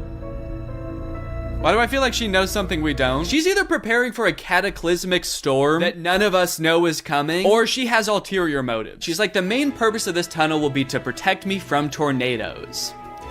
Secondarily, I have been hearing a sinister voice booming from the earth, begging me to free it from its subterranean prison. So needless to say, I think this should be a pretty fun project. In all seriousness, no, I can totally understand why she would want to keep digging after she started. If she turned around now, she could be like 5 feet away from that giant diamond. The shelter itself will be cut into this wall here. This is off the side of my bunker home office. That is a very interesting home office setup. You know, I was wondering at first if she was planning on finishing the tunnel when she was done with it to sort of make it just an extension of her house and make it furnished and everything. After seeing her home office, I gotta say, I don't think that's likely. Kala's home office is literally the Batcave. She's getting work done in the Batcave. This tunnel's gonna be perfect for hiding from storms, tornadoes, the Riddler, he's after me. She also pans over to reveal she has a green screen in her basement. Behind the green screen. I am very intrigued by Kala. Who is this mysterious woman? I thought the tunnel was going to be the most interesting thing about her, but it seems like she's got a lot going on. Quite frankly, all this mystery is making me thirsty. But luckily,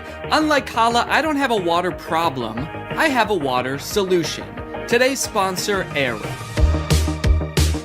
Arup is a great way to meet your hydration goals because sometimes you're just not in the mood for water. You want a little bit more zest to it. And Arup flavors your water via scent. You place this little scent pod on top. Right now it's deactivated, but as I pull it up like this, it becomes activated and air is able to flow through the pod into the nozzle and then into your mouth, where your mouth feels like it's tasting the flavor. In this case, I have a lime scent pot on here, but they come with a variety of flavors. So even though I'm just drinking water with no chemicals added or nothing, I feel like I'm drinking something that's lime flavored. One of the best parts of Air Up is that you're getting all the fun of having flavored water without any of the downsides, like added sugar or sweeteners or chemicals. It's just straight up water and smell. I like sipping from my Air Up while I'm writing videos, doing work, even filming, as you can see. That extra bit of flavor just puts a little bit of pep in my step. And trust me, if you've seen the way I step before, you know that it's sad and it needs some pep. So if you want to try out this revolutionary hydration technology for yourself,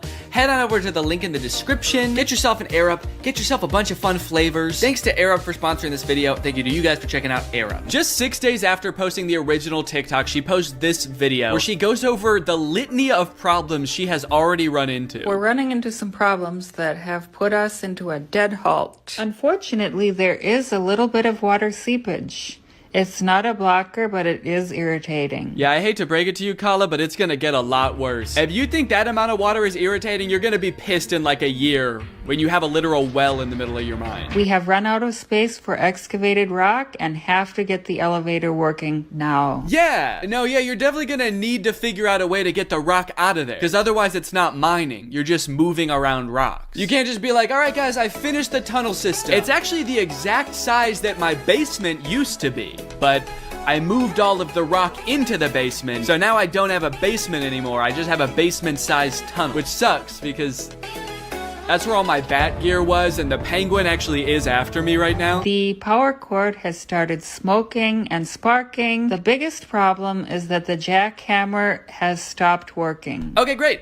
Perfect. Excellent update. You're like 2 feet into the tunnel and every single part of the operation is already going wrong. Even things that aren't mining related are going wrong. That extension cord? Not a mining issue. That did not require any prior excavation knowledge. You just need a new extension cord. That kind of just feels like her being like, everything is going wrong. Gravel is piling up. The jackhammer is smoking. My blender stopped working, so I can't even make milkshakes anymore. But hey, I guess that's just what happens when you commit to tunneling into the earth. No more milkshakes. Ever again.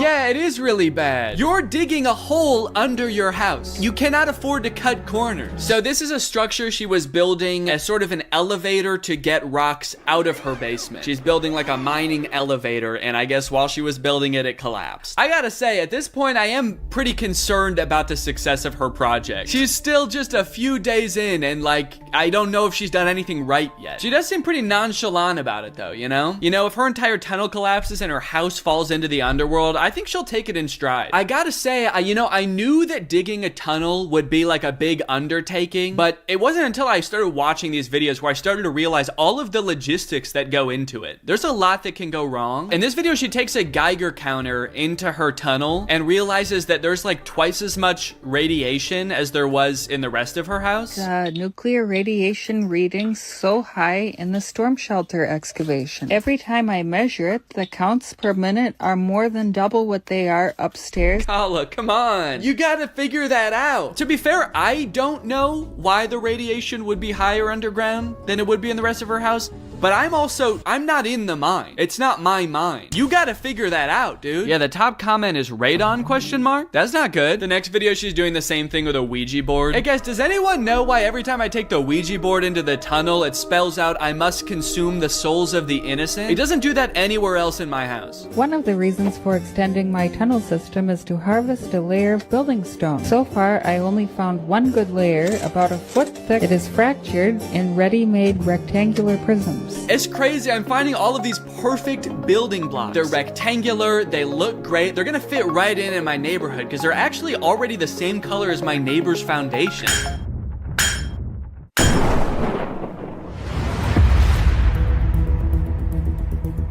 Whoa. Hey, excuse me.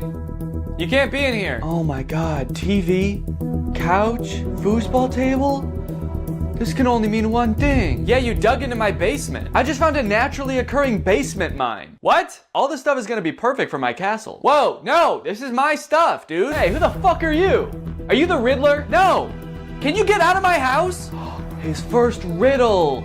Oh, you dastardly scoundrel. Okay, I'm not a scoundrel. You're no match for my bat gun. Oh, that's just a normal gun. Now, despite having seemingly no experience building a tunnel at the beginning of this video, she is learning at a rapid rate. Just a few months into this project, she posts this video sort of boasting about her engineering skills. I'm in a tunnel with 5,000 pounds of wet concrete over my head, and the only thing separating me from becoming a pancake is my own engineering. Extremely impressive. I, for one, could never. I get claustrophobic if my clothes are too tight. At this point, it seems like some of the things going wrong start to calm down. She starts learning super fast. Lots of new skills. She starts posting videos about managing the water problem in her tunnel, learning electrical so she can have power down in her mine. And mind you, while all of this being self-taught is extremely impressive, it also kind of makes it terrifying to watch. In one of her videos where she's doing the electrical of the tunnel, she describes electricity as magic. Before this project, I had very little experience with electrical. In fact, I used to consider it magic, which it basically kind of is. You should definitely not consider it magic anymore. You should definitely consider it science at this point. I also like that she added in a sound like she's casting a spell. It kind of is. Yeah, so I learned all this electrical stuff. It's basically magic.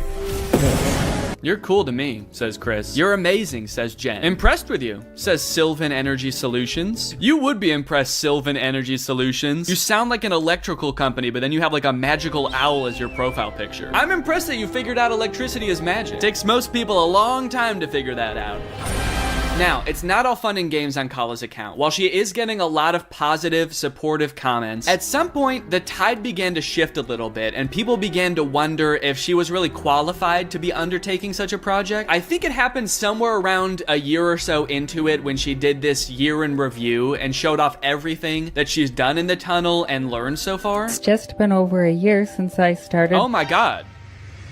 She has learned a lot. She learned to teleport. Maybe she did learn magic in there. She's like, as I tunnel closer and closer to the Dark Lord, he is anointing me with more and more powers. Teleportation has made things much more convenient in the tunnel. Convenient and scary, because sometimes I'm not in complete control of it, and I just teleport to parts of the earth that I have not tunneled to yet. In August of 22, I cut an opening off the side of the sub-basement and started to carve into the solid rock, fabricated an elevator to lift material. I used hundreds of concrete blocks and yards of hand-mixed concrete. She's learned a lot doing this. My only question is, has she learned why she's doing this yet? I feel like that would be valuable insight to have, maybe, because it's definitely not a storm shelter anymore. Are we allowed to build tunnels? I've always felt like my home is missing a dangerous mine shaft. The city inspector watching this right now.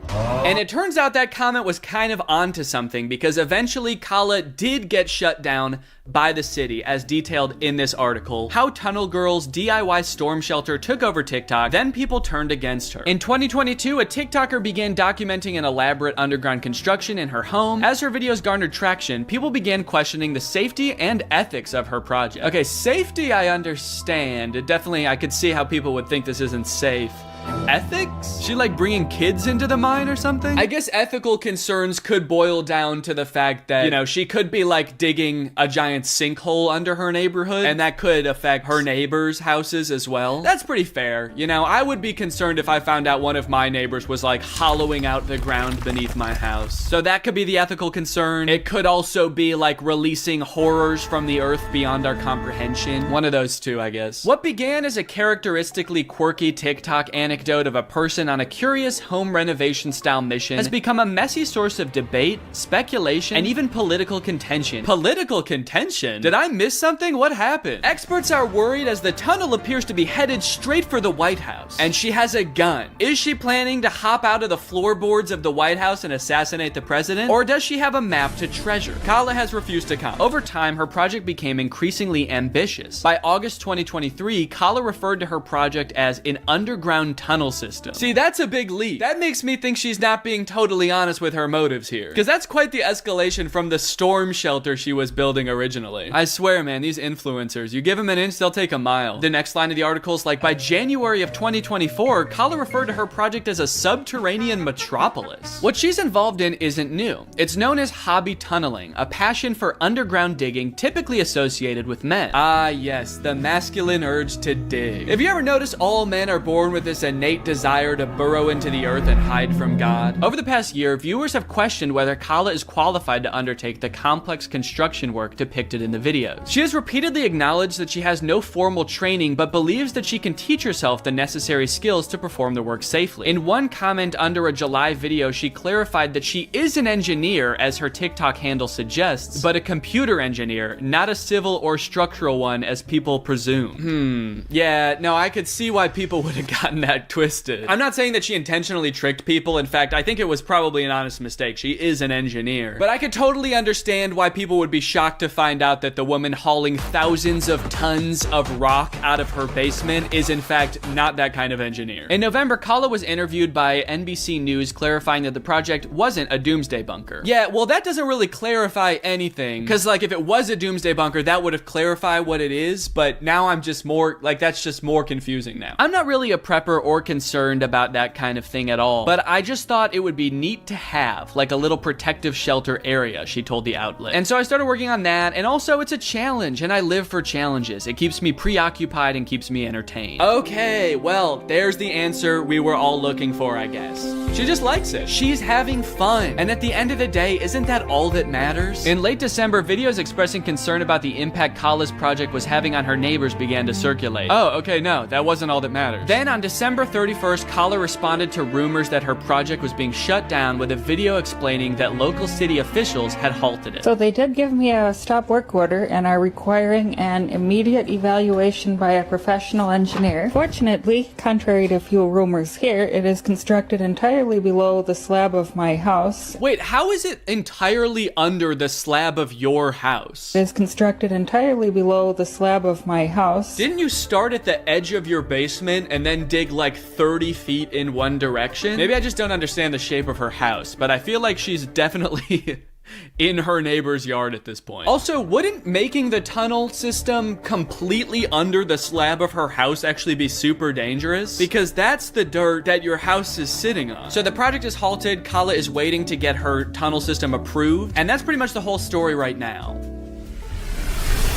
Or is it? While watching through all of her videos, I uncovered a bit of a strange subplot that not enough people are talking about. Bedroom remodeling. Previous occupants considered this room haunted and reported frequent creepy occurrences and ghostly encounters. I'm planning on reimagining the room and renovating the walls/carpet. The bulkhead needs to be fixed and the shoddy trim replaced. I love the curtains. Okay, hold up.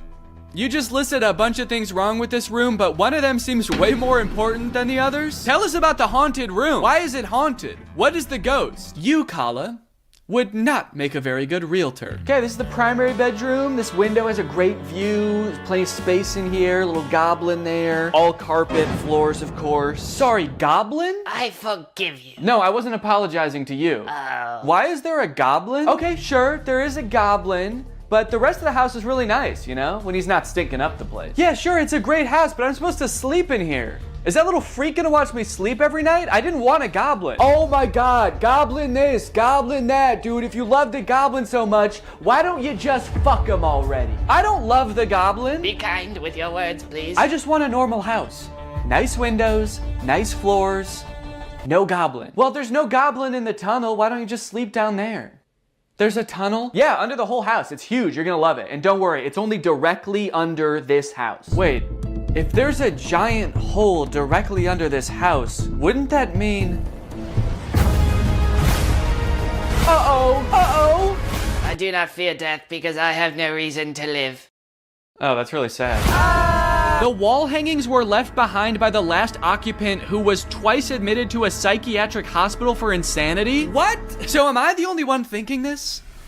This is why she's digging the tunnel, to get away from the ghost. I knew there must be a better reason, and this is it. She's got a ghost in her house. But unfortunately, Kala, I do have to inform you that ghosts can hunt the ground under your house too. They own the ground rights all the way to the core of the earth, actually, unfortunately. And the air rights too. So don't try building a castle over your house either, you won't be safe there. The first time I saw this video, I was stunned. I was like, how were you only talking about this sometimes? But don't worry, she does have another video about the room where she goes into more detail, because so many people asked about it. Yes, this room has a dark past, including haunting and madness. I rented it to several friends over the years, and they reported voices, hallucinations, and negative energy. Okay, did you tell them that you were actively tunneling underneath them? Because I feel like that could explain at least one of those things. They reported hearing voices, banging, jackhammer sounds, creepers hissing, zombies moaning. I am currently renovating the room slowly as a side project, hoping to freshen it up for a brighter future. Okay, so if 2 of your friends have been driven to insanity by the room, they reported voices, hallucinations. I don't think that renovating it is gonna help. I mean, by all means, go for it. I support the renovation. There's no reason the room needs to also look insanely haunted just because there's a ghost there. Turn it into like a nice little zen oasis that just happens to torment the souls of those in it. Maybe those 2 things will cancel each other out and it'll just feel like a normal room. You know what would be a better use for all that castle rock, actually, that you've been finding in the tunnel? Just fill in that room. Fill the whole thing up with dirt. Just be like, we don't have that room anymore. Also, Kala, it sounds like you've had several friends rent this room from you. I rented it to several friends over the years. Why do you keep renting it to people if you know it ruins their lives? You, Kala, would not make a very good realtor. The only thing left behind is this drawing of a tree that she always kept with her. On the reverse side, there is a photo of a motivational writer who she had a deep parasocial relationship with. It just feels like you're kind of throwing her under the bus for that one. Doesn't seem like that has anything to do with the ghost. The room is the second most haunted place in the house. Second? Okay, this is wild. Right? Who would have thought that the amateur mining operation this woman had going on in her basement was actually not the most interesting thing about her? But I am so hooked. Please tell us about the other room. My house has 2 haunted areas.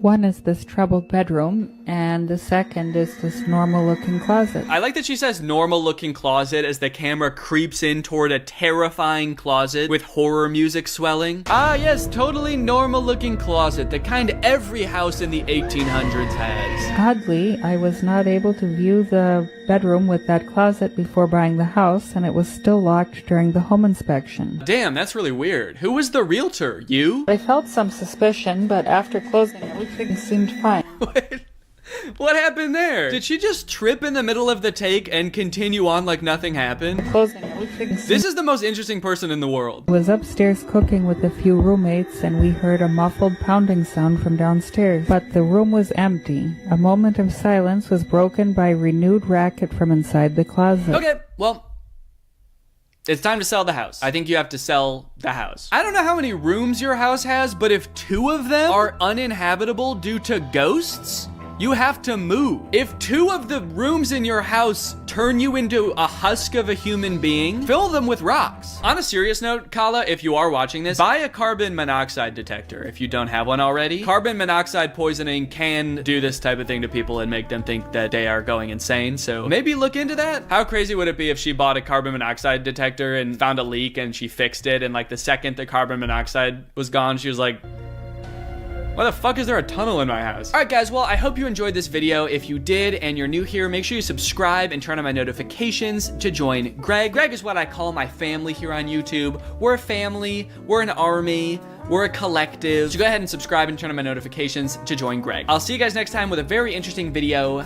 Bye-bye. What's up, Greg? Lately, I've been seeing a lot of discourse around alpha male podcasts on YouTube. I've seen a lot of really good commentary videos talking about these insanely misogynistic podcasts where the hosts, under the ruse of giving dating advice for men, will basically just insult women for an hour straight. Guys, here at the Fit Wolf podcast, we know that the dating game is tough these days, you know? Men don't know what women want and are finding it harder and harder to find a good girl to settle down with. So tip number 1 to finding a good girl is invent a time machine. Invent a time machine and go back to the 1750s, because that's the only way you're gonna find a decent woman, because every woman nowadays is a thought. That's right. Every single Michelle out there that I used to date a month ago is a thought. They get mad at the dumbest things, like saying that women have no inherent value and their only purpose on this earth is to bear my children. And they forget to turn off location sharing even though they broke up with me a month ago. Michelle, I know you're over at my friend Brandon's house right now. I'm outside. But I think I might have found something that takes things one step further. I saw this video on Reddit the other day that's a trailer for something called The War Room. And instead of being a podcast for these like alpha male, misogynist, entrepreneur type guys, this is a club for those same types of guys.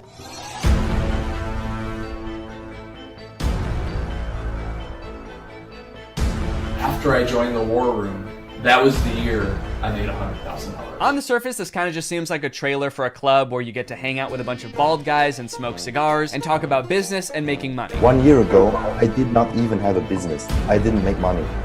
Now I make 5 figures every month. I didn't have a business. I didn't make money. I didn't even want to start a business before I was forced to join the War Room at gunpoint a year ago. But now, I have a business where I'm selling fitness products to all of my friends. And if I get them to sign up too, and their friends to sign up too, and their friends to sign up too, I could be making minimum wage. But if you watch a little bit longer and you look a little bit closer, there's more here than meets the eye. For example, quotes like these. Making money is easy. You just take it from somebody. Doesn't sound like making money.